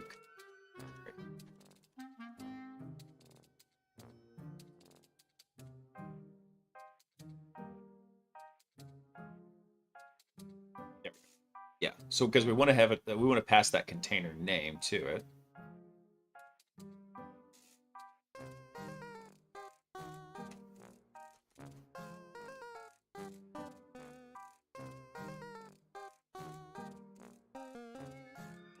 Oh, it's because it's container name, it's not name. That's fine. We'll just refactor that real quick. Perfect.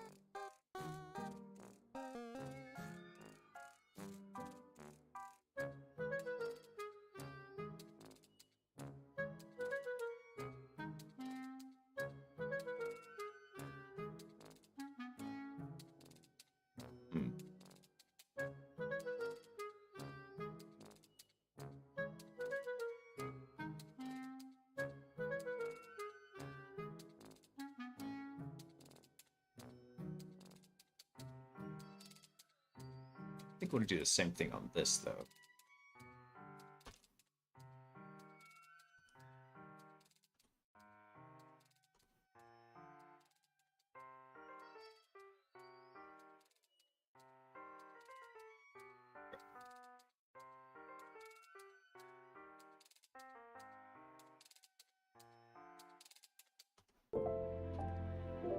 The port here as an integer, like so.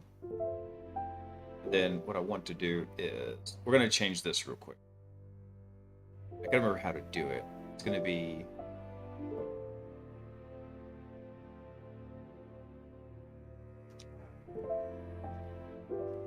set that equal to none.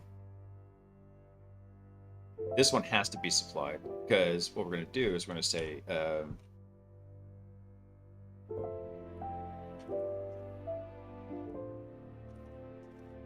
think it's if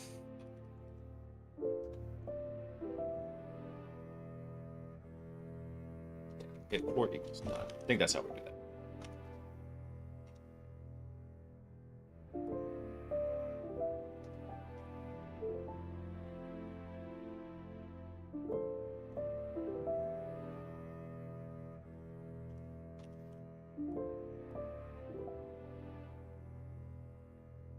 Oh, this should be self.port. That's what it is.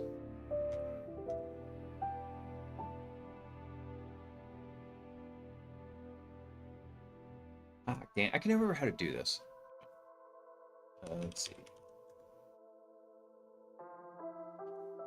In fact, I think I want to take this out. There we go.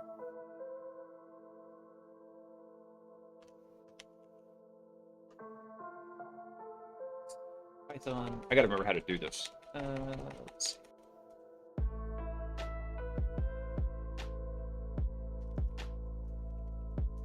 Remember how to do that if else.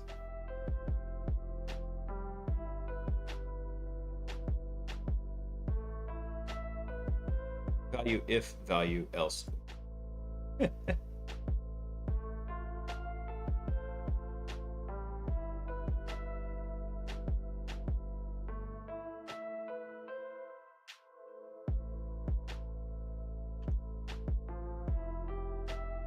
That's it. So it should be self.port if self.port. I think that's it. I know it's just else. There we go. So basically, if self-port, which I think if you do an if against a none, it turns false. So should be good there. Add an hour to this. Don't run out of time. There we go. So basically, if we supply a port, it will choose that port. Otherwise, it'll just do this. I don't really know if I want to be like that.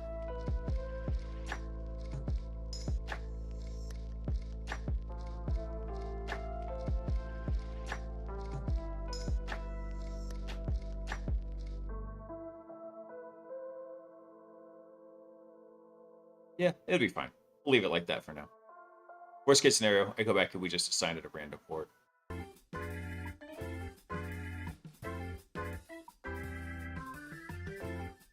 No, I really don't like it like that.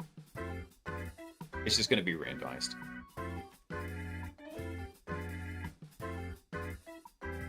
We got 1,000 ports in here. We should be good. Chances of getting the same random one, probably. So there's our image. That should start up our container, no problem. And once our container is started, you see what else we need to do here.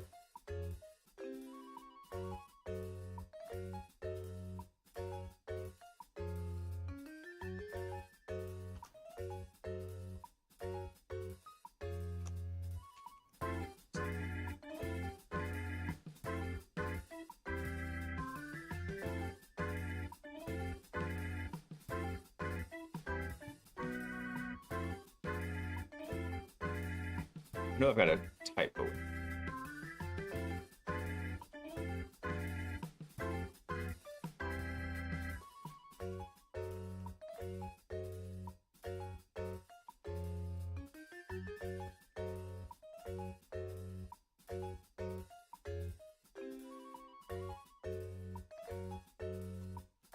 I believe I gotta do it with this. There we go. Now we're cooking. I'm trying to remember exactly, because I haven't had to build too many classes like this. Now we're talking. Alright. So now the browser class is all set up. Except I typoed it. This should be browser.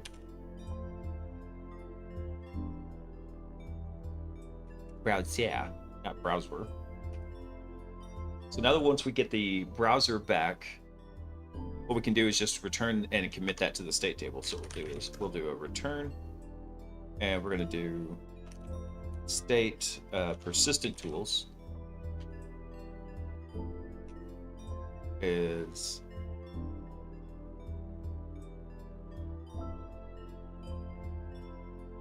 what we'll do is we'll call this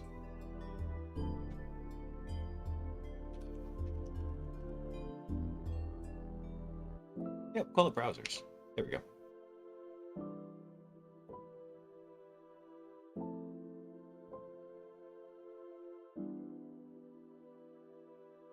We should be able to do browser.name here. No, that's not going to be correct.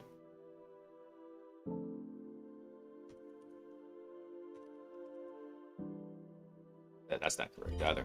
We'll do browser name. So we'll get the name of it.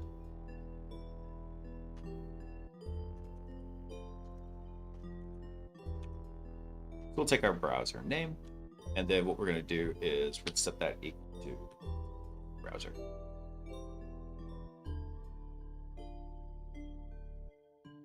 Do that.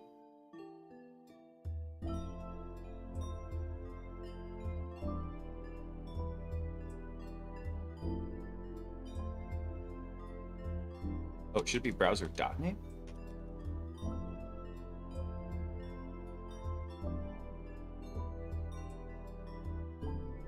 I feel like I need to test this. Not sure. All right, so this is going to say persistent tools, browsers, and that we're going to equal to, we're going to return this whole thing after we set that equal to the browser.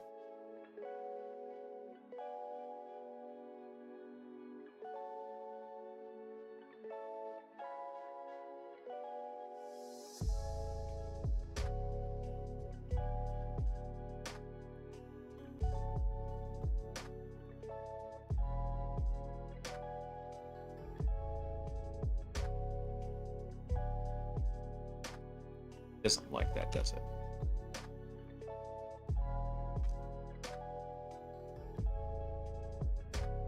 Yeah, we can do this. This will work on it. Oop, there we go. So I was thinking I could combine those into one statement. Didn't like it, so we just do it this way. Hey, Jesse. Dude, we're working on a little AI hacking bot to play Hack the Box and Try Hack Me games. So what we're working on right now is tuning up a browser agent. So we've got a browser running in a Docker container that the AI agent can use. But now we need to, it works, but it doesn't work for our use case. So we got to tune it up a bit, and we got to switch it up to be able to handle all of our different data structures that are coming from the primary agents, the bigger ones. So that's what we're doing right now, and getting it kind of nice and detailed out. And then we're going to build out our own specialty graph to happen in here. So lots of fun stuff with it. Let's see.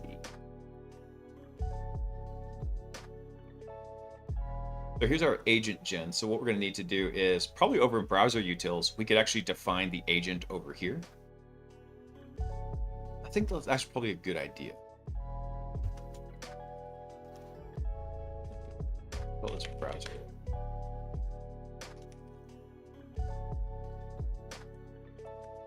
And we'll just start working on this for now. So for the browser agent, what we're going to want to do. Actually, you know what? Come to think of it, I don't know if we can do that. Yeah, that's not going to work. And the reason for that is because, as much as I would like to do it that way, the problem is all the functions we need to call are over here. Right here. That's fine, because what we'll do is we'll just make this our own guy right here.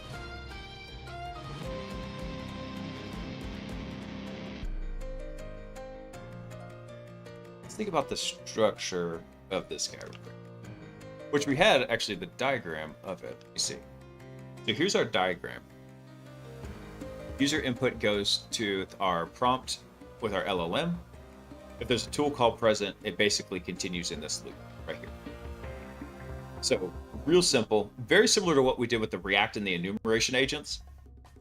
I really would like to have something that's a little bit more structured like that. The problem is they all use different prompts. We can actually, that's probably one thing I was thinking about doing once we get to all four of the primary agents completed. So once the post exploitation agent is done and integrated into Mythic C2, what we'll do is we'll probably start extracting some of this stuff because the structure for the recon and enumeration agents is almost identical and it's very React-like. So we could bust that out and make it a generator, put the code in one spot, let it do its thing, and basically swap out a few pieces of code options in there.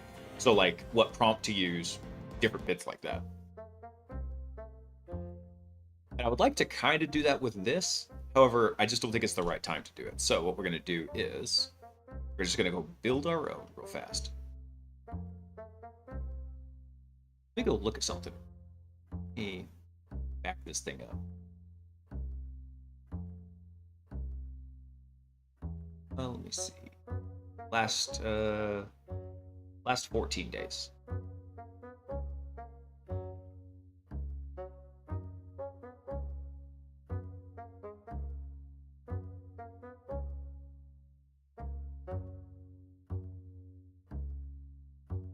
Let's see if this one was the one that worked.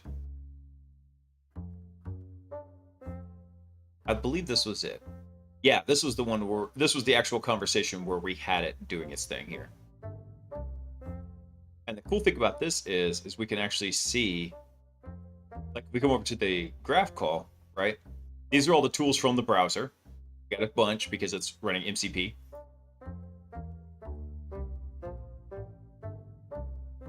Where's our system prompt, though?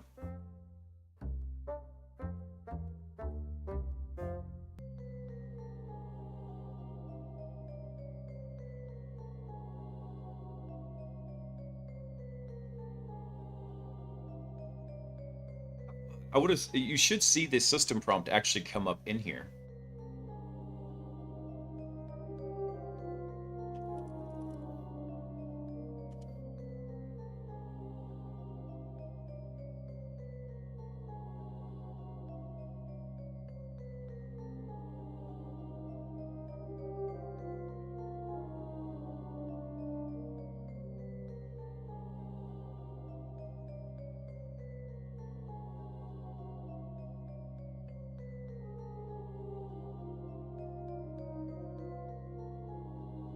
I was trying to see what system prompt they were using in here for the language model.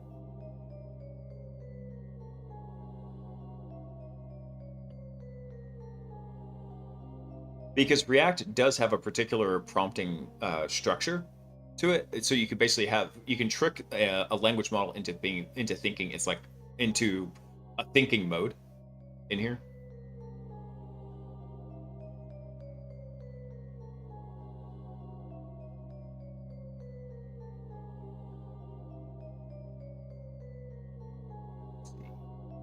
Where's the system prompt that it's using?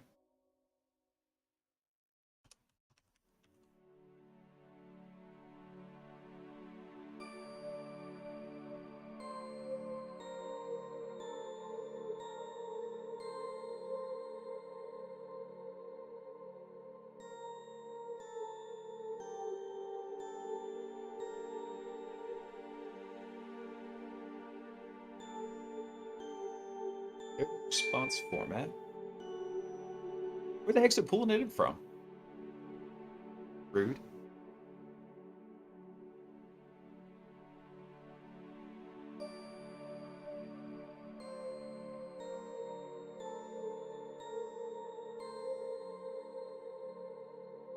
So message system. So here's the content plus the system prompt.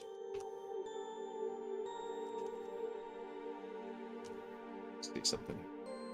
We should see the system prompt actually show up. Oh no, this is the messages. I take that back. Over here.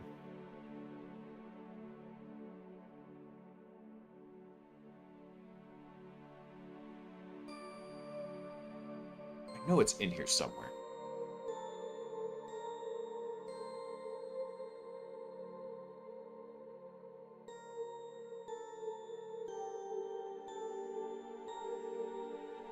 Very odd, because I could have sworn the system prompts show up in the traces here. Hang on.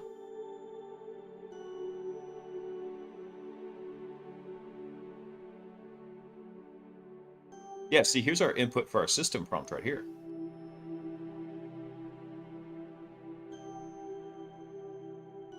No way, they're not using a system prompt? I find that really hard to believe for the React agent. That doesn't make any sense.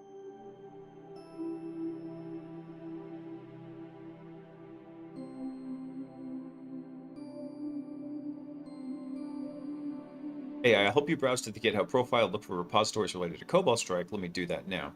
So we do that.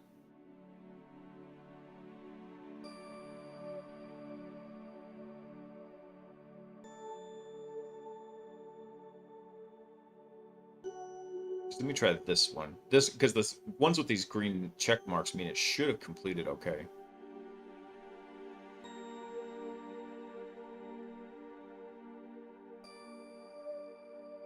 Take that back. Maybe it's not. Oh, that one didn't.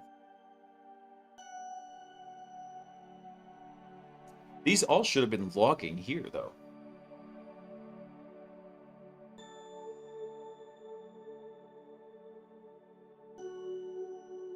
Oh, let me look at the date on these real quick. When was last Sunday when we actually got this working? So that would have been August 27th. So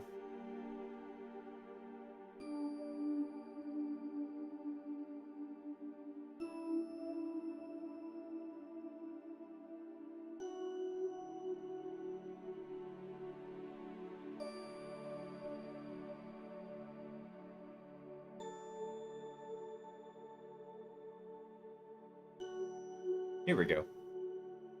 This one worked. This was from the 27th. This one went to hmpg.net and described it. All right, so same thing here, though. We don't have a... we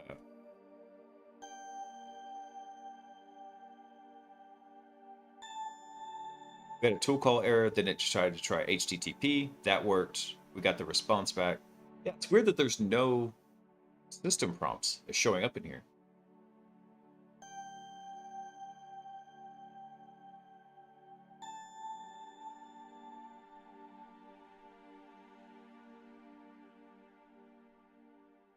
Yeah, so it browses here. It was the next thing.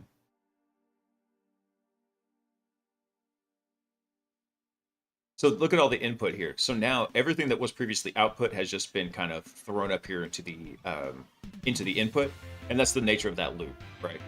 So all these messages basically just get fed back into the language model. So as we make more calls, it just progressively gets wider and wider and fatter and fatter. I don't like that a ton, but it's one way to kind of keep the understanding of the context for the language model as you're going through it. And you can kind of get away with that in a when you're doing this kind of React style one by just iterating over those messages.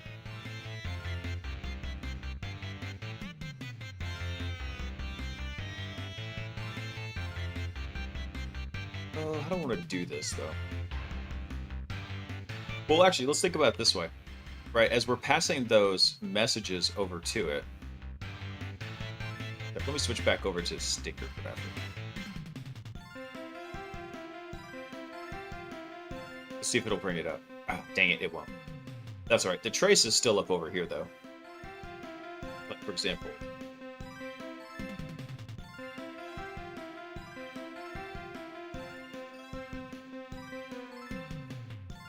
Take a look here.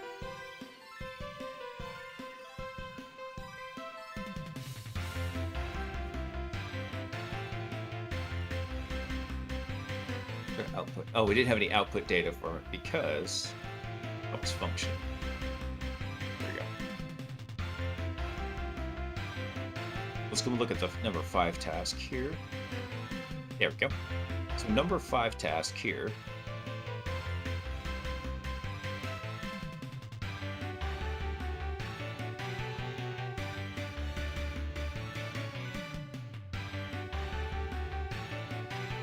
Actually, I think we could maybe get that to work.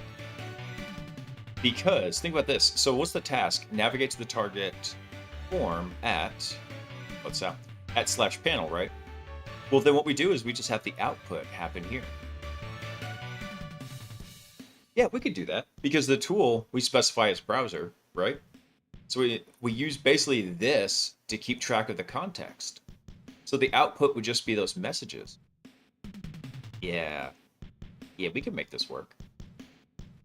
I know there's probably a better and sexier way to do that, but in this kind of structure where we're not just like relying solely on the messages, another option would be, hey, for the output, we say it is message slice here to here.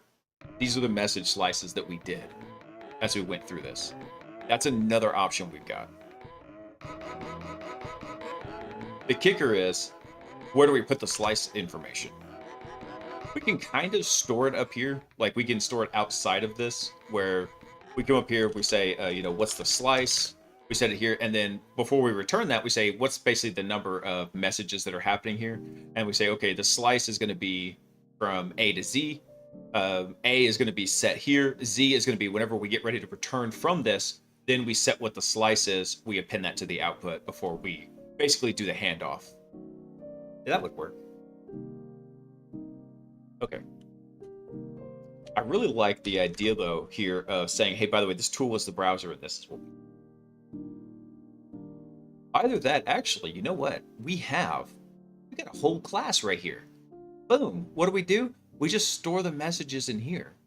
The slices of the messages that we want for the context in that browser. Yeah. Yes, I like that idea. We just store it, and this makes it so we get it instantly over to the state table, so it's persistent. Nice. All right, guys. That's what I got to run to the bathroom. I'll be right back.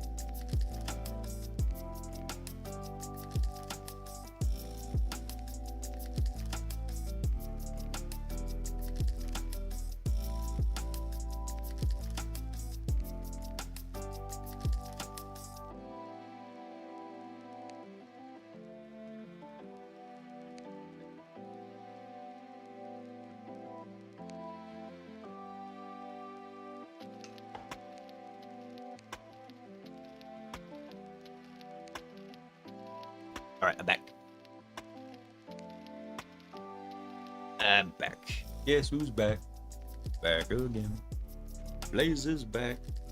Hello, friend. All right.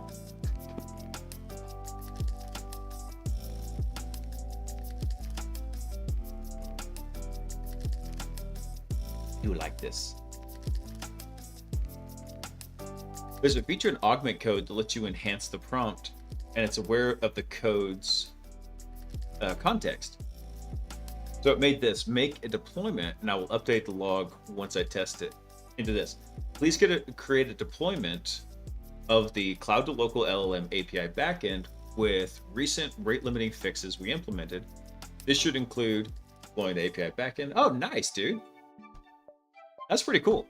So one thing I was messing with when I was doing some of the AI art stuff is I was doing a little bit of like image to video using something called FramePack, specifically FramePack F1. Really cool model. If you ever want to mess with it and you've got a decent GPU, let's see. I can't spell pack. FramePack F1. This is the guy you want to look at right here. Actually, there's two guys. So he kind of created the original, but there's a better one in here called FramePack Studio. And this is a really cool little tool. You can load it up. It's super easy to load. Lots of options for it. It makes like doing image to video really fun. One thing it doesn't have, though, that the other one does, is in the original FramePack, there's an option that after you, there's no picture of it, but you can load up an image and you can tell it to describe it. And what it will do is it will load up a small local model and describe the image. And it basically gives you a very good base prompt. Then you just have to describe your actions that you want. Super handy. I really like it. Hey, Dan, what's up, dude? All right, let's see here. Okay, so one thing we need to do is we're going to actually do a little bit of enhancement over to this fella right here. And let's make a little bit of enhancement here. So what we're going to do is we're going to say self.messages, and that's going to be a type. It's either going to be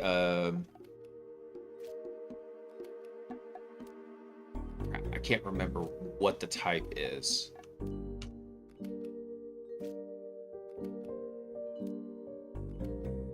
Dude, I had a pretty good day, man. Played a lot of Beat Saber with the kids. They were so excited. They played really hard today after church, and then went and set them down for a nap. I worked on a couple projects. They got up, wanted an early dinner, and then we played a lot of Beat Saber. And I started loading up some custom maps on Beat Saber, and they're so hard. Agent Zero he wasn't frustrated, but he was like, it kind of demoralized him a little bit. He's like, I'm gonna go back to the normal songs. I'm like, okay, buddy. But a couple of the songs I loaded are from My Hero Academia, songs that he loves because we've been watching that show together. And he really, really wants to do well on it. And he doesn't realize that, hey, that actually him failing at those ones, he goes back to play like another level he was used to. It's like, man, the blocks are going so slow now. It's like, yeah, because you got stressed out by a higher level and it looks so slow by comparison. So it did improve him. He realized that now. Oh, dude. Honey Badger, though. Honey Badger, my 3-year-old, for anybody who doesn't know. He was on a rampage today. And it was, he was just leaving toys everywhere. So finally, I went and got busted out a trash bag. And started, like, threatening to put toys in there.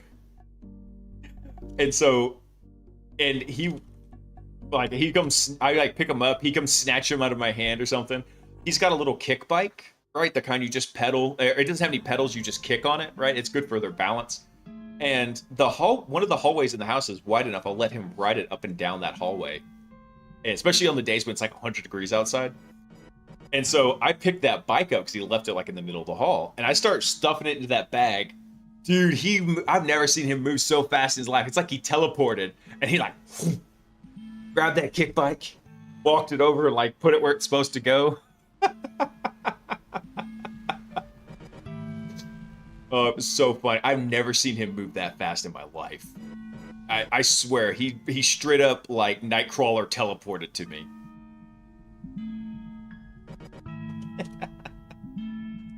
Let's see here. Let's do what do I want to do here? Let's do maybe store messages. Oh, this one. Yeah. Yeah, we'll call it update messages. And that's going to take a self, and it's going to take a list of base messages. Nope, not like that. I screwed this up. Let's call this messages, and the type is going to be a list of base messages. There we go. And now what we're going to do is, we pass that in, we're going to do self.messages is going to be equal to, I think that'll work. Because then basically what we can do is we can pull those messages in there, or we can even actually just append the messages onto there. I'm trying to think. I tell you what, we'll make 2 copies of this. We'll do a set messages, and then we'll copy this and drop this in here. And what we'll do is we'll do an update messages here. Yeah, we'll do update messages. And what this is going to do is it's going to do messages.append. Actually, I need to adjust this because that's going to be an array of messages. So we're going to append the new messages onto that. There. Can you do that? Actually, that might not be the correct way to do that. Let's see. Python join to list. Gotta remember. Because .append is usually like when you want to go add something to it. Oh, so you could just do a straight plus to it. Okay. You could also do a 4x. That's kind of lame. You could also extend it by list too. Okay. So I think what I'm going to do is I'm going to keep this real simple, and we're going to say self.messages, and we're going to reference the self version that we've got, and then we're just going to add it onto it. There we go. Perfect. So we can set our messages, or we can just update them right there. We'll have those 2 functions. Hey, Matthias 86, what's up, brother?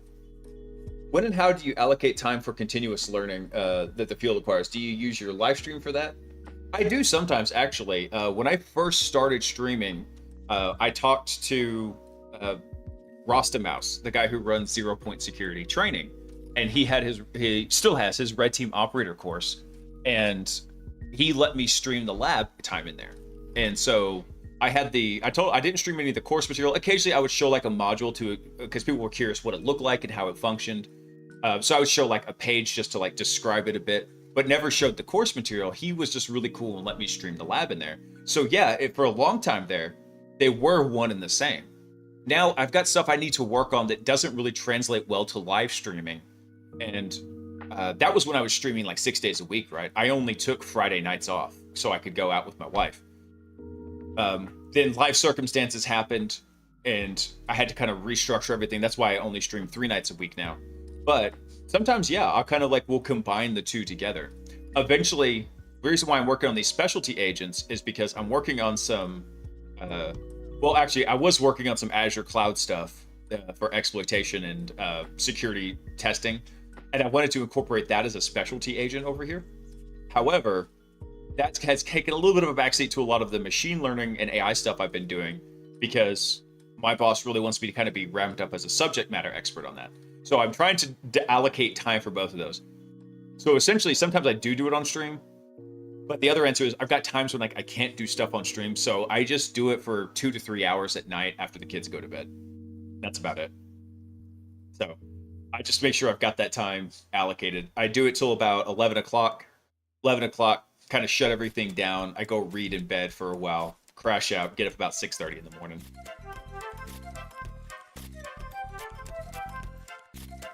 My kid's trying to take his first steps, so all day we have been trying to get him to walk. Aw. You just got to give him some encouragement, like something that he really wants to go out and get, man. It's such a fun age, dude. Especially once they start running. Dude, I keep telling Honey Badger, man, if he gets in trouble the most for not listening. And it's not that he's not hard of hearing. He's just hard of give a damn. That's why his name is Honey Badger. Gives no F's, right? So I keep telling him, like, dude, if you can learn how to listen to me, you can start riding 4-wheelers like your brother. I've got his 4-wheeler, his tiny one that he used to ride. I got to rebuild the engine, but I've still got it. I was like, dude, you start listening to me and like following instructions. I can put you on that. He's learning. He's getting better. But it's all about incentives. You want to incentivize them. All right, so we got our messages here.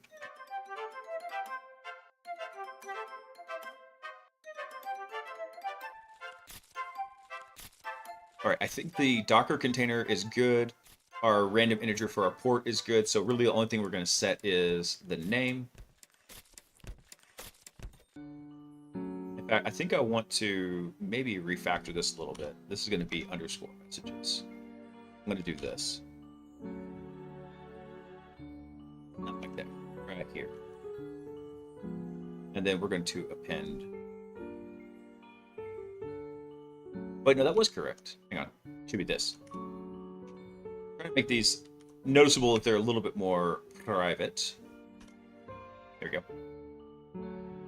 So we're going to extend these messages here, and then we go ahead and put a doc string in here real quick while I'm thinking about it. Set the messages for context for the browser agent. Oh god, what's happening? My keyboard went nuts there. And then we'll do this one right here. This is going to be append messages to the context of for the browser agent. There we go. We'll have this set up, and then I think I want to change this to underscore port, and we'll make that an int. Change this right here. Take that out because we've got it defined here, and then the same thing with our container. This is going to be, oh, what kind is this going to be? I forget what this returns. I don't think it returns anything. I think run doesn't actually return anything. I think it returns a none. Oh, it returns bytes. Yeah, it's fine. We'll just leave it. Wait, do I need to type it? It doesn't like that?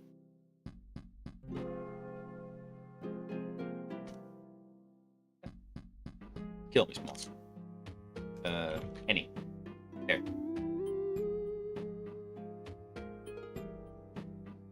Really? I gotta import that? There. I'll tell you a funny story, Dan. One thing we did with both my sons was we were trying to get them to say mama, right?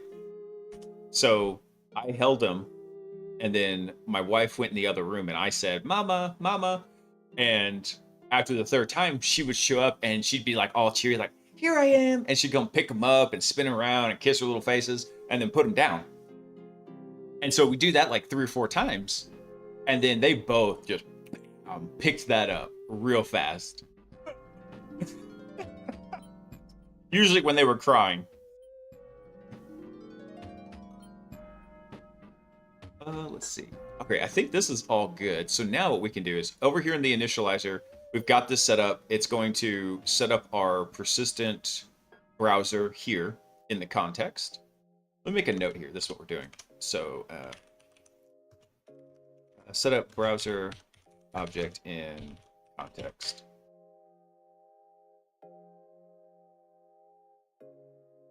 And then I think what we'll need to do is for these tools, maybe? Oh, I gotta think about this. I gotta think about how I'm gonna swap this over for this agent gen. Because what we have is we have a client session and we're doing this with an async in here. Ooh, let me think about this.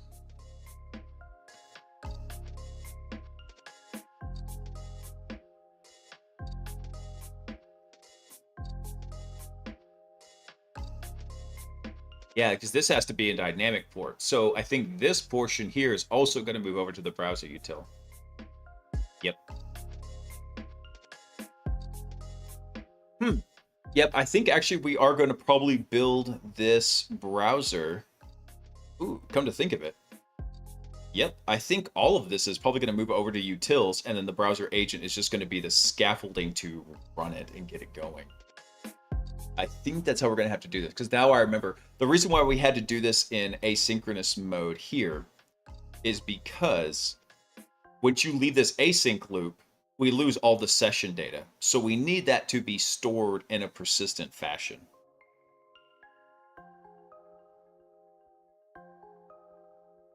Then your son looked at you with a frying pan and said, not the mama, dude.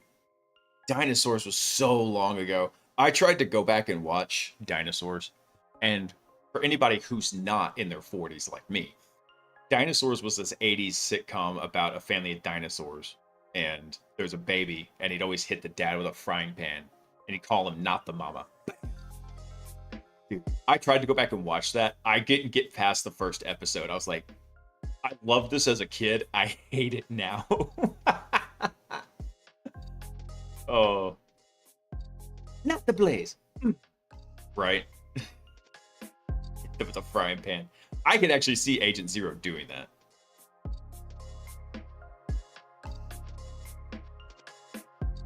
Let me think about this. I gotta do this, sucker.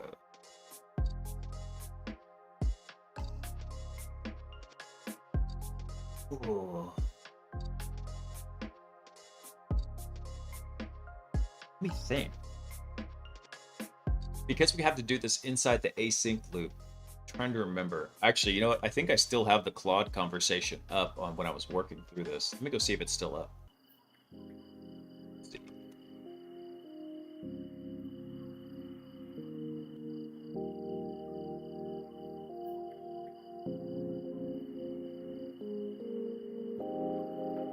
Because actually, for this, I did, after struggling with it so long, I did finally acquiesce and get some help from Claude. And so, like I said, I'm not using a lot of AI for this project, ironically enough. But the reason for that is because I'm trying to stretch my own brain. And actually, there's been a lot of recent studies saying people are becoming so reliant on AI, they're actually losing a lot of critical thinking skills. Something I'm actively trying to avoid because I use that every day. But eventually, once you've struggled with it enough, knowing how to get out of the struggle is very important. If you solve the problem yourself, that's fantastic. If you need help solving the problem, then go ahead and take the help, but give yourself sufficient time to struggle with it.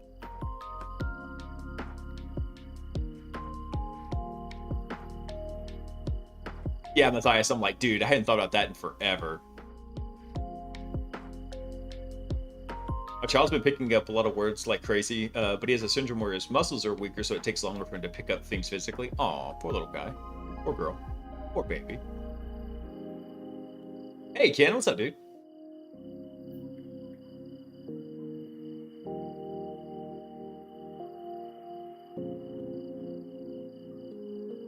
Dad, if this is 60 million in 3 years, why is next year 60 million in 2? Why are we counting backwards?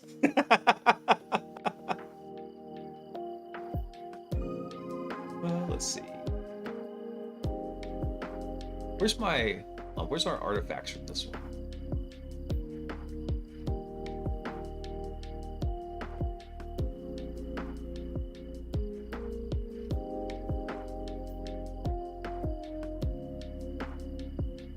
Ah, here we go. Because I did actually ask it for some help with this. So we had a class called, for some reason it used this data class import.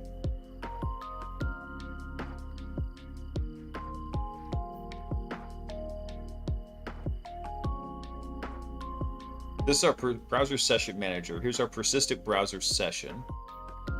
Let's see.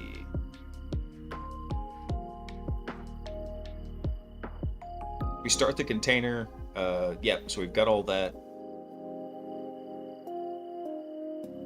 Oh, so in this case, we needed to define the initialize as an async in here. Man, I wish I was better at... I'm going to have to just buckle down and crash course async coding in Python. It's not something I'm super familiar with.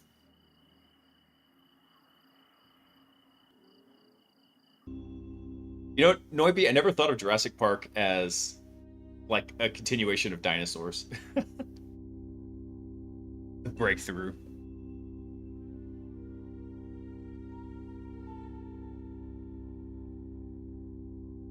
So in this case, we're doing self AI agent a invoke query. But I think this is still using the create React agent in here. Yeah, it is.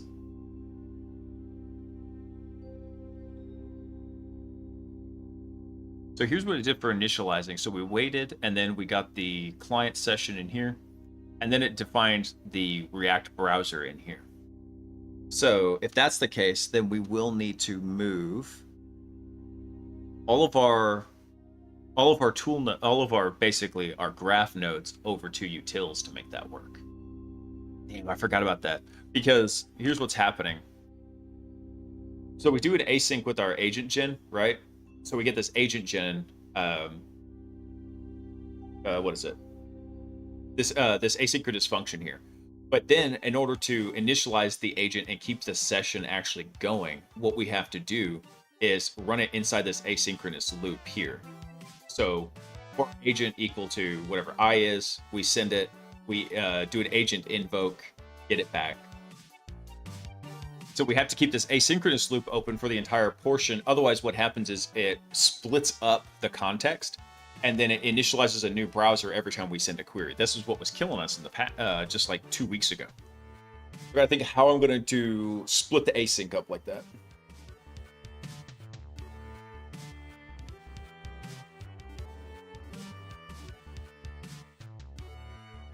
There was a promo where they conflated dinosaurs with Dinah Shore, the actress and talk show host.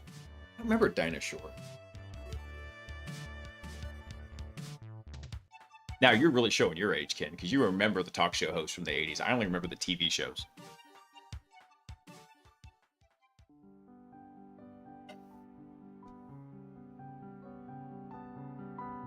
Let's see. I don't want to do this.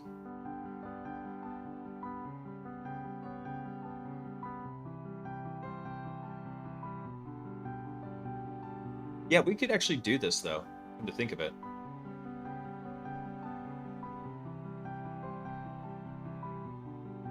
Yeah, we can do this. With the stinger state, yeah.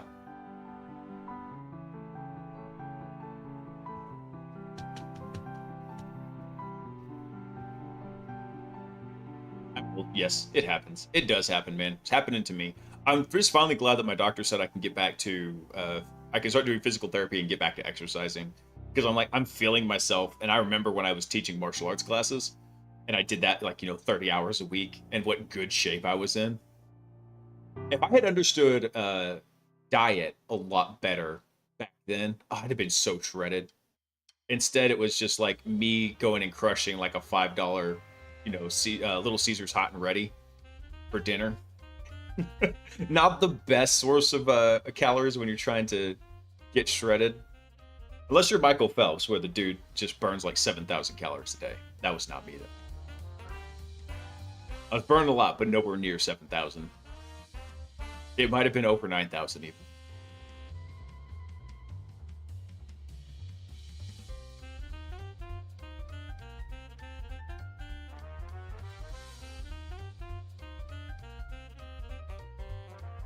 You know what I might do is actually,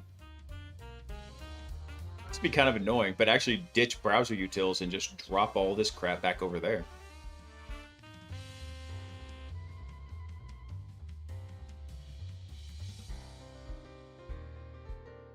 Yeah, it's funny. I've been working on porting all this crap over. But in actuality, I'm probably just going to need it over here anyway. All this stuff is basically going to get wrapped up into this class right here. And if that's the case, there's not much point in doing it to utils. I'll keep working over here in utils, though, and what we'll do is we'll merge this together once the class is done so I know where I'm at.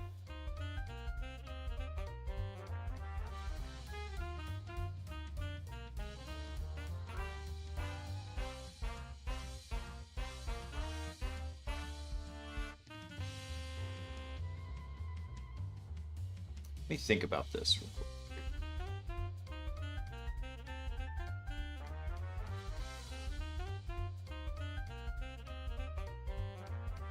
I'm trying to think how I want to do this, because now the issue is, before we were gathering all this info up, right?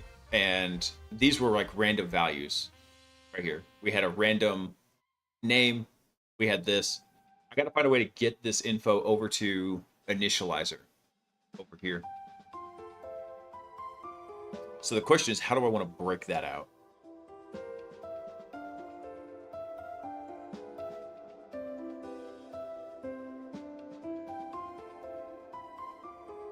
So the inflow here, let's work backwards on this a little bit. So the inflow is, what we'll do is we're going to initialize that browser, right?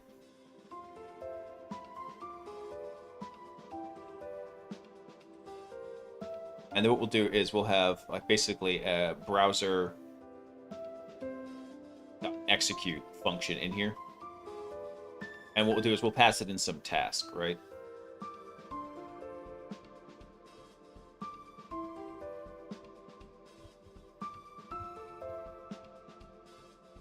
The problem is, dang it, now that I think about this,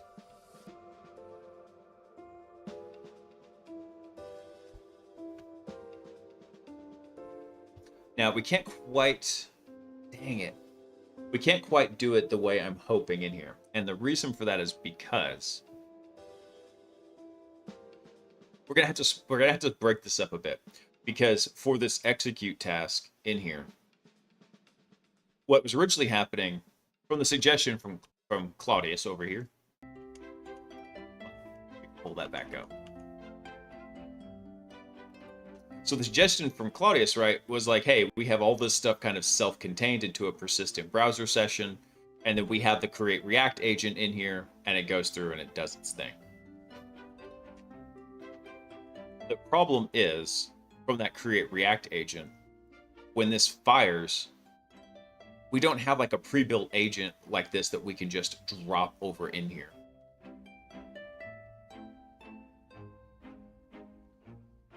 Actually, we could even still use that. And the reason for that is because we could actually use the create React agent as another sub agent. So what would happen here is something like this. So we have, let's say we have Stinger, right? Stinger calls the exploit agent. The exploit agent calls the browser agent. And then even inside that, then we have browser actually call the React agent in here.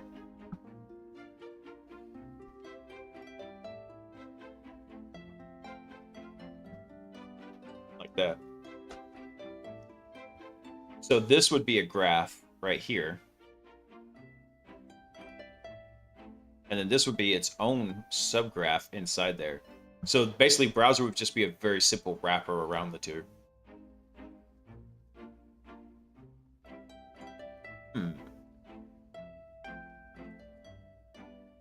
Yeah, we could make that work. Hey, Hats, what's up, dude? Who here wiped those Aeroflot WinXP servers? It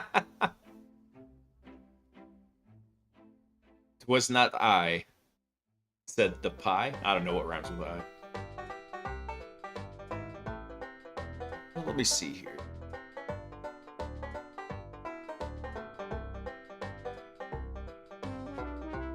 Yeah, this actually might work.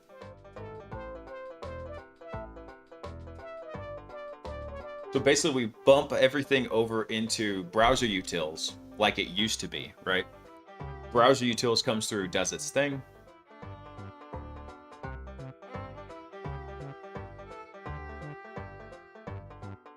And then we let this browser class actually call the the create React agent and then do its stuff in there.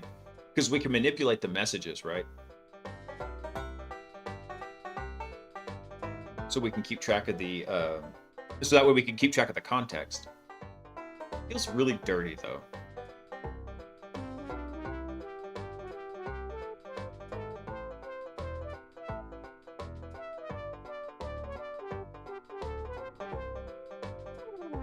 I'm about to take the OSCP exam in a couple of days, and I'm nervous AF. Dude, I understand, man. My recommendation though, Syndrome, and because I took the OSCP twice. First time, I very narrowly failed it. Second time, I absolutely blew it out of the water. The difference really between the two was how I was handling my scanning. The first time through, I scanned a ton of stuff. Actually, I tell you what, there were two main differences. I'll go over them in order. The first time through is I ran what I call the kitchen sink scan, and I just scanned everything. The problem was it returns so much information that it's very easy to get analysis paralysis. You get stuck trying to like cram all that into RAM. So one of the big changes I did is I went from scanning smaller and more frequently to get like specialized information back. So I scanned, I got question from that, I initiated another scan to answer that question. Then I initiated another scan. And then that was what kind of helped break everything up and build like an attack path in my brain. The second thing I did between the two was over that 1 year gap between the two was I started programming a lot. I was programming in Node.js, but it didn't really matter. I had just been programming a lot. I was really good at reading and understanding and modifying code at that point, which had always been decent at, but I was really, really good at it. So when I came across something that wasn't working, I was really quickly able to go in and identify it or figure out what it was doing and replicate it in a different way and overcome that barrier in there. So that was something that was super helpful between those two. So now, granted, also this was the older version of the OSCP, like the grandpapa version, not the current version. But I still think those two items will help out a ton. And that is get really comfortable reading and understanding what the code is doing. And two, scan small, scan often. Don't do kitchen sink scans. Look for specific pieces of information.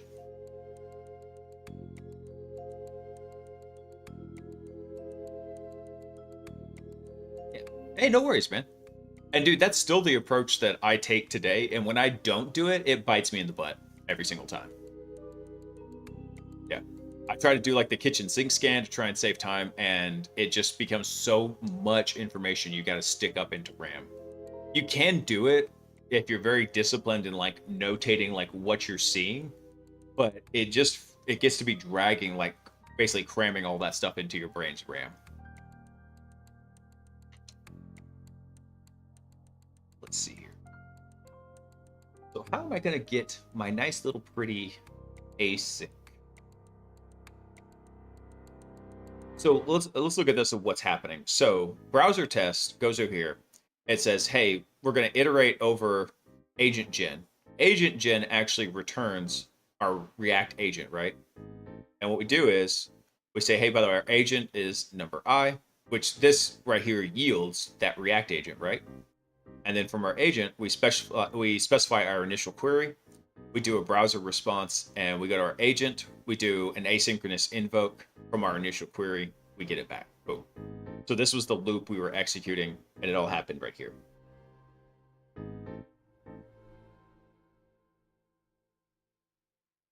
Let me look at something real quick, actually, because there was something I saw in...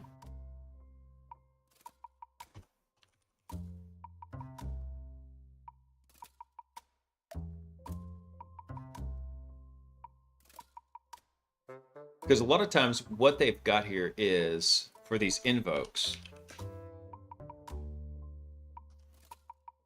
I'll find it in here.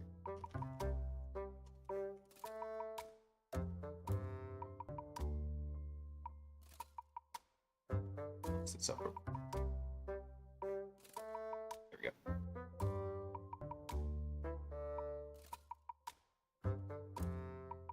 This is in call model right here. So we have our invokes happening. We have our asynchronous call model happening right here. So that's one thing that they do in LangChain and LangGraph is they typically have a synchronous and an asynchronous call for each of these, right?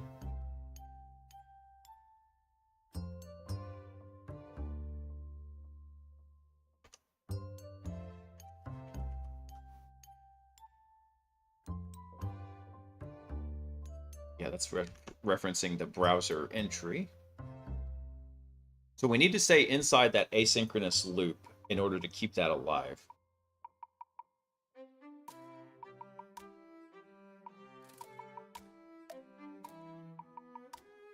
Yeah, I think that actually may work. As dumb as it is, this kind of hierarchical calling down to the React agent.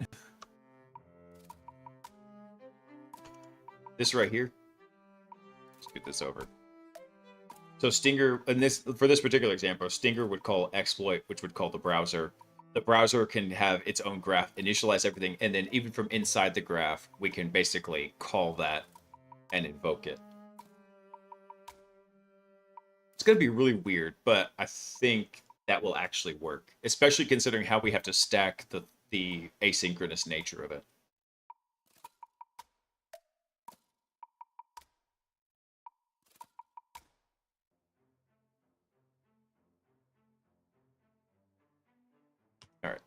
Let's try this. And so we need to do a little bit of cleaning up here. This right here. We're going to make this self._client. We're going to need to import our MCP multi-serve client. This is currently hard-coded. We need to change this, though. Because what this is going to change to is whatever our port is. So we'll make that a function. And then this is going to be a self._port. Because that's the port we're going to expose on 8931. The rest of that should be good there.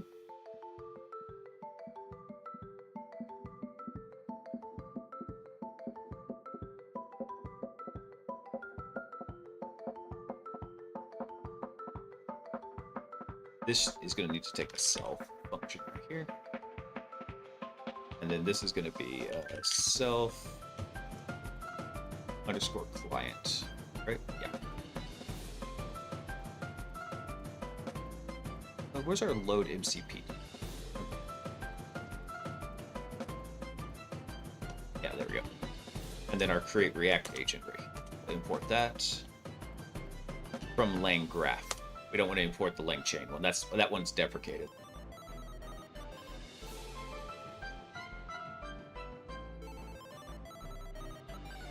From our model, though, we need to adjust this because what we want to do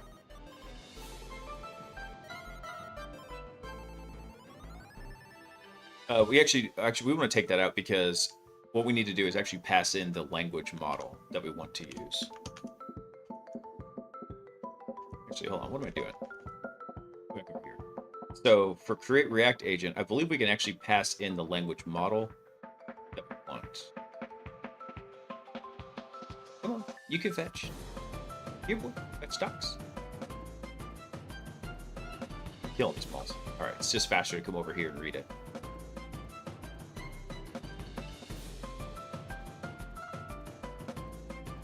So we can either pass in the model. I believe we can also pass in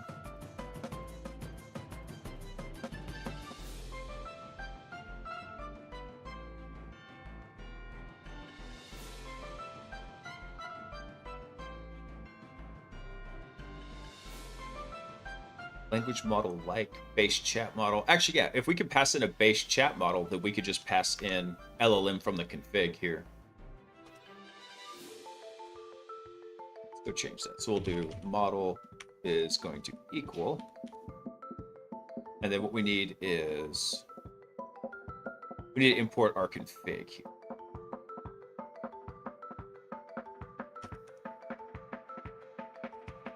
Actually, hold on. What is it? Our config. Let's see. Yeah, configuration LLM. So let's do that.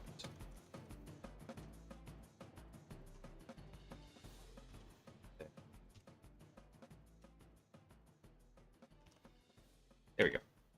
So we'll bring that in, and then our tools is going to equal tools right here. Like that. There. So there's our tools. Get our tools back in here. That should work, actually. This feels like such a dirty hack, though.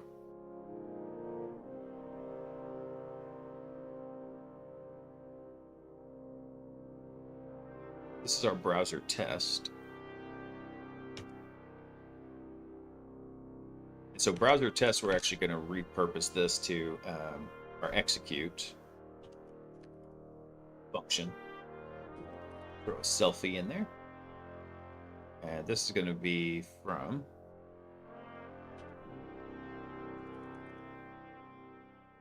self.agentgen. Yeah, there we go.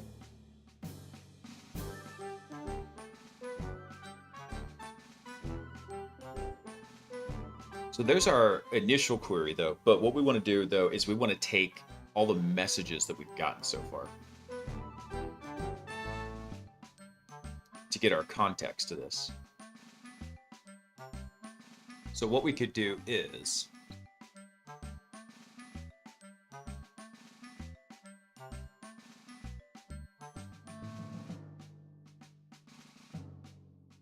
I'm going to initialize this to like a blank array at first. That way we just have something. Because what we can do then is we can take our messages here. So we'll call our agent I. Our initial query is going to be self underscore messages.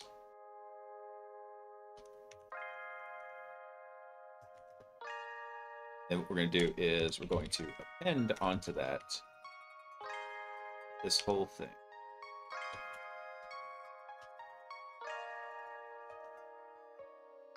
There we go. So what this should do is when we run execute, we're going to go get the messages. We're going to go bring them back. We're going to return that browser response. This should be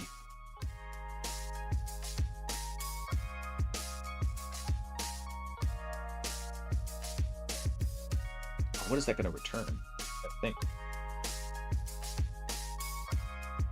that should just return a messages key whenever that's happening.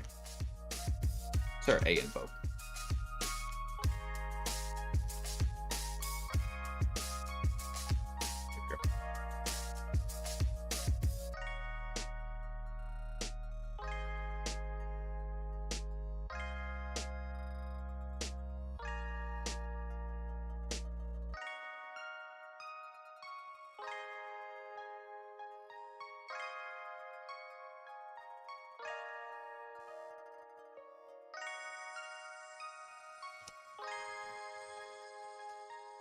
See here.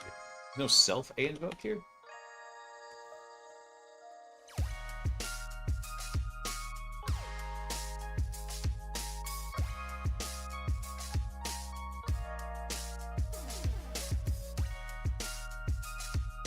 Let's see. Let's see if I can at least get all this stuff ported over to utils, and then actually it's going to be backported back over into here. Because what we'll do then is when we pick up with this, we're going to define the browser graph and then this browser class here that actually is going to use all that stuff. We'll merge everything together. What did Claudius suggest us to do? Let me see. We had execute query. We also had a cleanup where we go through and we close the browser.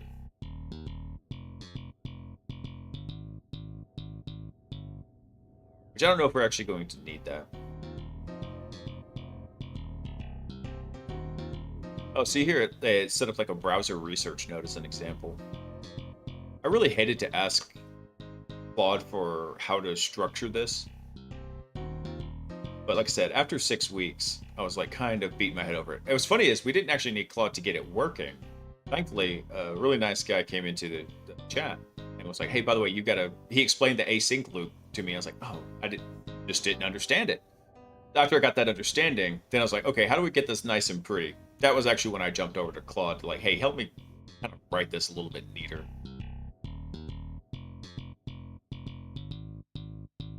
Notice one thing that we're not doing, though, is using this code. We're using it as an example to actually build the code ourselves. All right, so we got our agent generator going, and then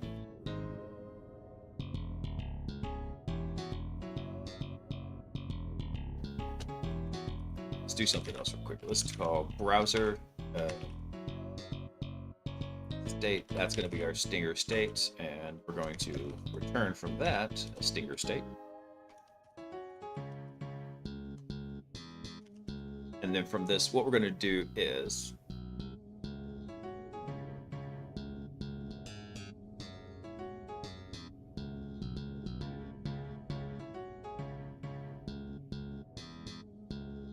shadow name browser from outer scope. What do you mean?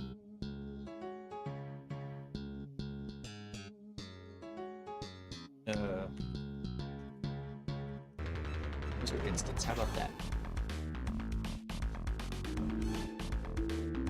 Did that make you happy? Actually, hold on. Back this up.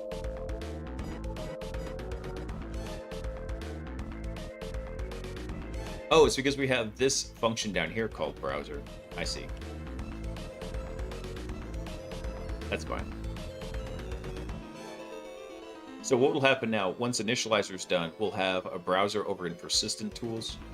We'll probably actually need to go add a check for this to see if we already have. We'll pull this stuff out.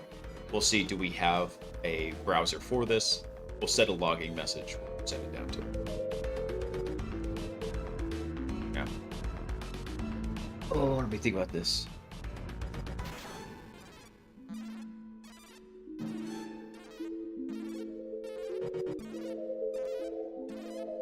Let's actually go, we'll make use of this code again. Bring this down here.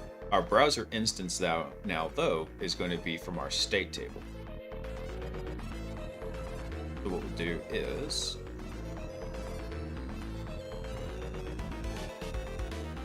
this is going to be our browser name. Let's get that. Let's get the browser name. This I didn't grab the format. There we go. Browser _ target IP. And what we want to do is we want to check to see, do we already have one of those set up in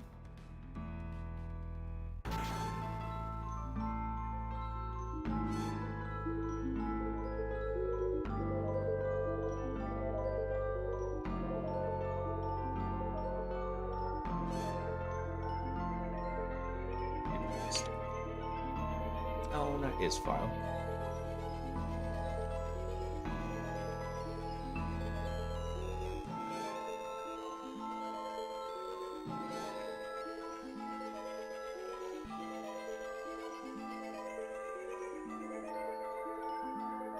What I'm going to check is this right here.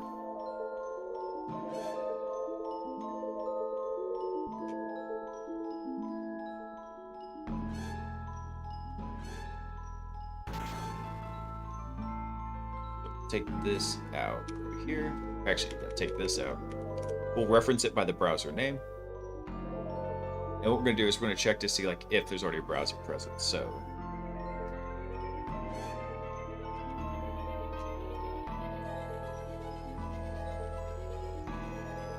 actually, it's not even what I want to check.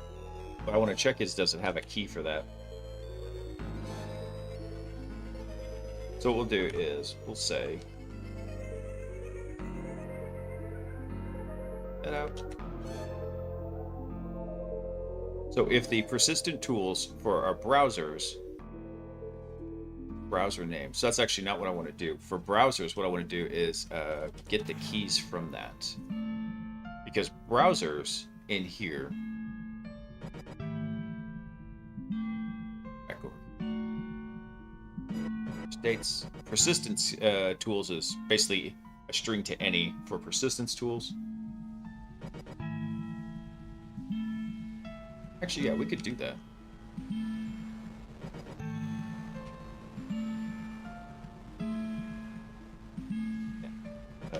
Is an instance.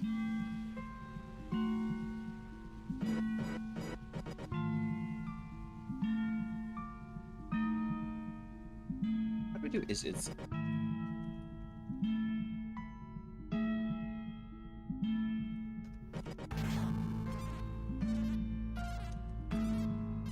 I gotta remember how to use is instance.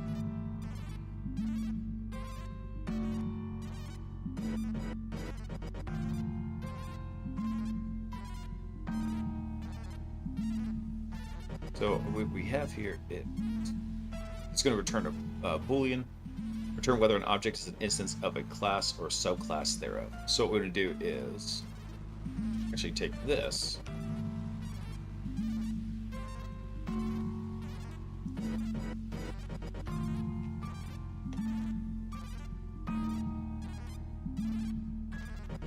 If that's an instance of our browser. I want to rename this, actually. I'm going to follow Claude's idea and call this a persistent browser.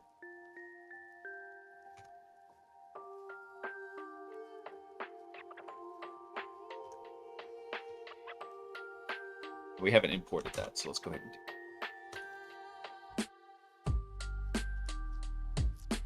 So basically what we're going to say is if this guy is an already browser instance, Although that does actually doesn't fix the issue I was wondering. Because the thing I'm wondering about is, hey, if we don't have a browser with that name in it, so actually we don't want to do that because that's not going to exist. It's going to try and reference something that doesn't even exist. So let's do.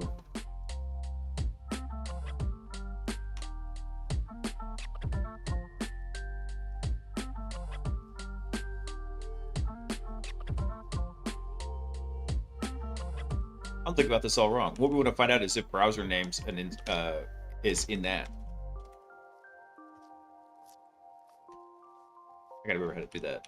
Python checker key.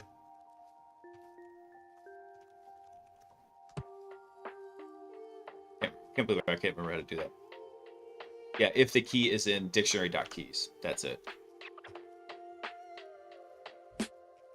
So if browser name is in here, then we should be good. There we go.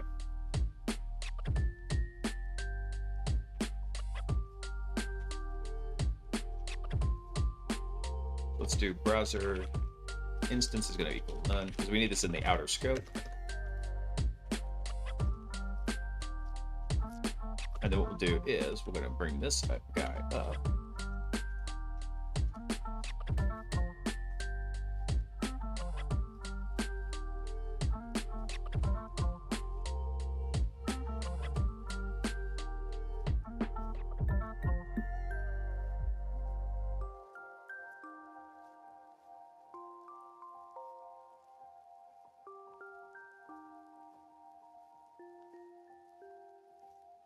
Heard that.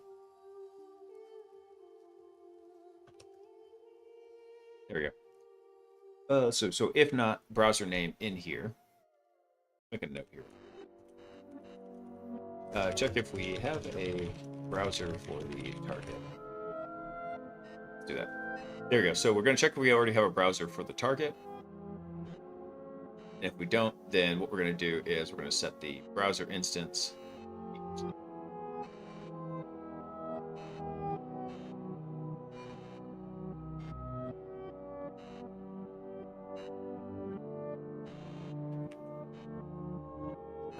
No, that's not what I want to do. I'm getting this all kind of backwards. What we're going to do is if that does exist in there, then we're going to use the state classification. So what we'll do is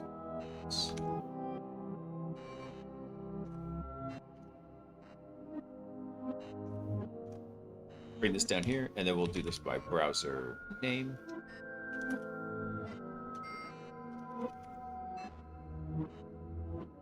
And then we'll say the browser instance here. There we go. Now we're cooking with propane.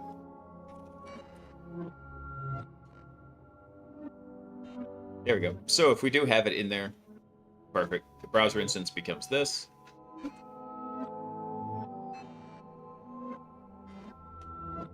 Excellent. All right. Unfortunately, that is kind of where I've got to end it. I think I see where I'm going with this, though. And that is, like I said, we're going to basically break. Browser's going to have a very simple execution loop, which is going to call the browser class, which is going to have the React loop in there.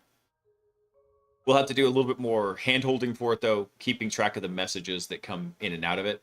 The good thing is, what this should return, though, this browser response, I'll have to double-check it, but I think this is going to return the entire message history. If it does, that makes it real simple, because what we do then is we just update that browser object with that information. Actually, what am I even doing here? We've got this guy in here. We can just actually take that browser response and just update it to the message context. Okay, we're going to do that real quick. Self.messages. I'm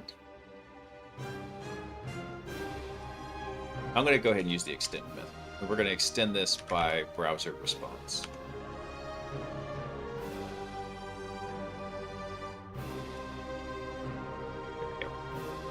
I gotta check something real fast here.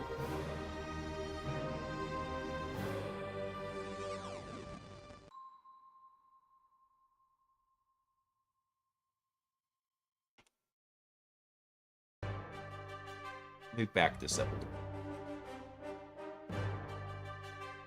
Browse to http hmpg.net and describe the page. Make sure I got this correct. We're going to do one final test, and then we're going to call. Yeah, okay.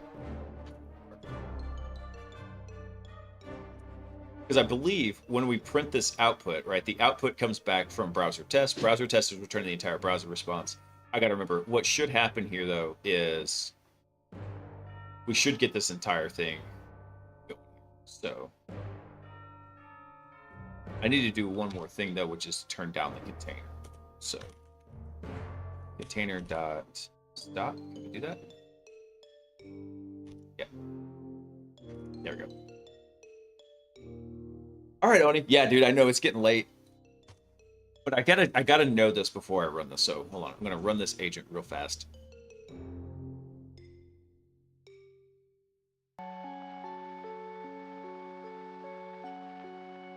Oh, dang it! I think it tried to run it, but it didn't wait for it to come up.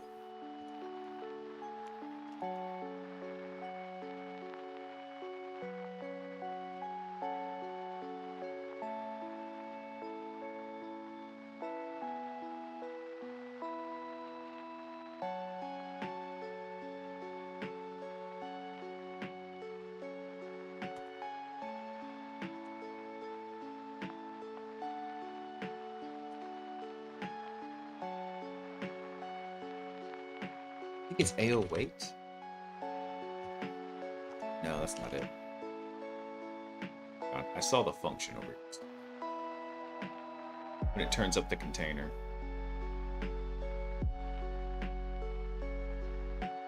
That's it.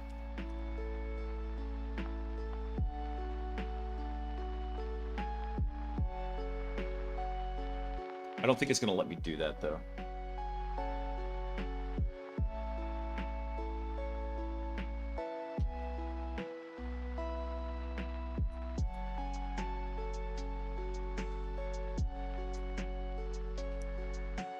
There we go. I'm just going to manually sleep this one. Okay. So what happens is I needed to turn up the container and then wait for like 5 seconds to let it boot up.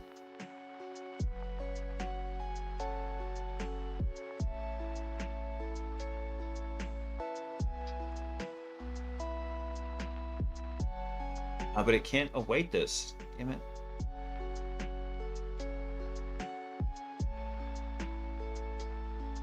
All right, fine.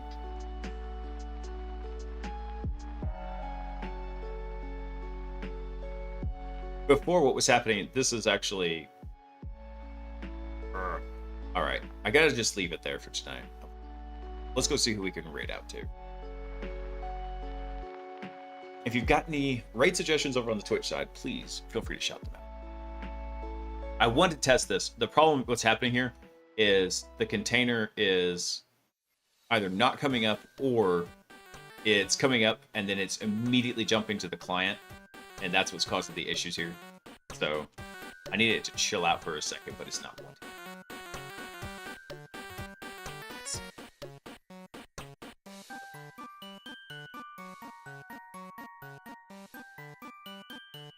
Oh, you know what? RWX Rob is on. What is he working on? He's usually doing fun stuff.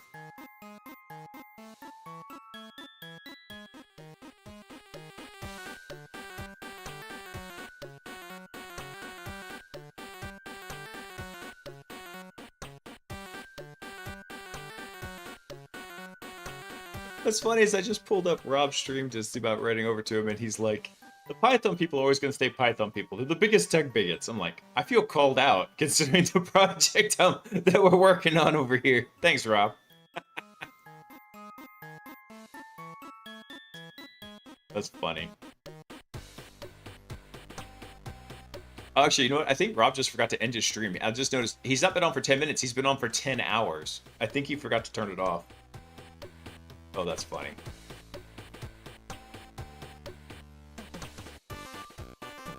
Actually, you know what? I forgot to do the most basic of checks. Let's go see if anybody's over on InfoSec streams real quick.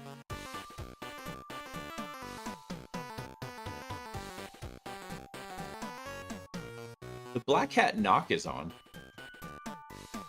But they're probably deserted right now, considering the time of day it is.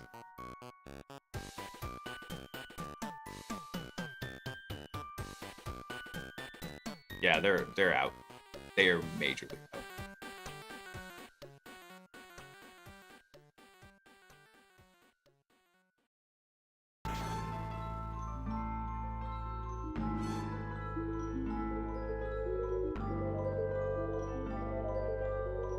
No, we'll go. Actually, hold on.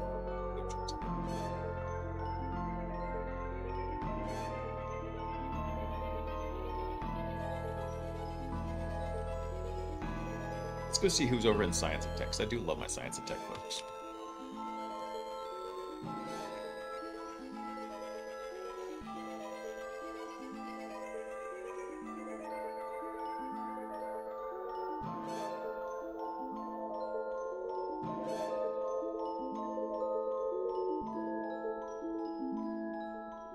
This person working on.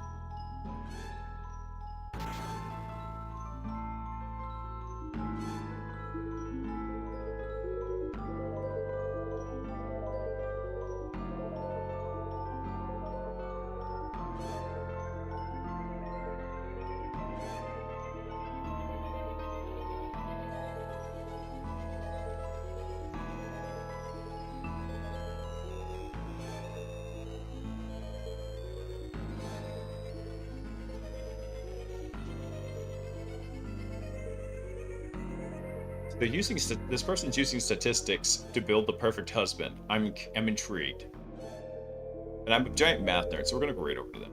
It looks funny. All right, guys. Unfortunately, that is where I've got to end it for tonight. Hopefully, this will get us the browser agent all hooked in. If I could squeeze in another stream this week, I'll totally will, because I'm gonna miss next week's news stream. We're still having news this week on Tuesday. But I'm going to be traveling the week after that, so no news stream that week. But I will catch you all up on Tuesday night. We'll do some fun hacker news, get some neat articles together. And that's all I got for you guys. The week's coming up. Some of you have already started the week. It's already your Monday. Continue to crush it. For those of you who are going into Monday tomorrow, prepare to crush it. And I just want y'all to go out there, really kick ass, take names, get your work life going, and make sure you have time for your private life. Don't get burned out. Been there, done that. It sucks. Got that t-shirt. And so that's what I want you guys to remember. Keep kicking it. Remember, motivation is better than discipline. Wait, no, I said that backwards. Discipline is way better than motivation. Keep disciplined. Keep attacking it. Find something that's sustainable so you can keep attacking. That persistence will pay off. And that's what I got for you guys. Oh, I almost forgot. I got one really important thing to tell you, and that's I love you. Peace.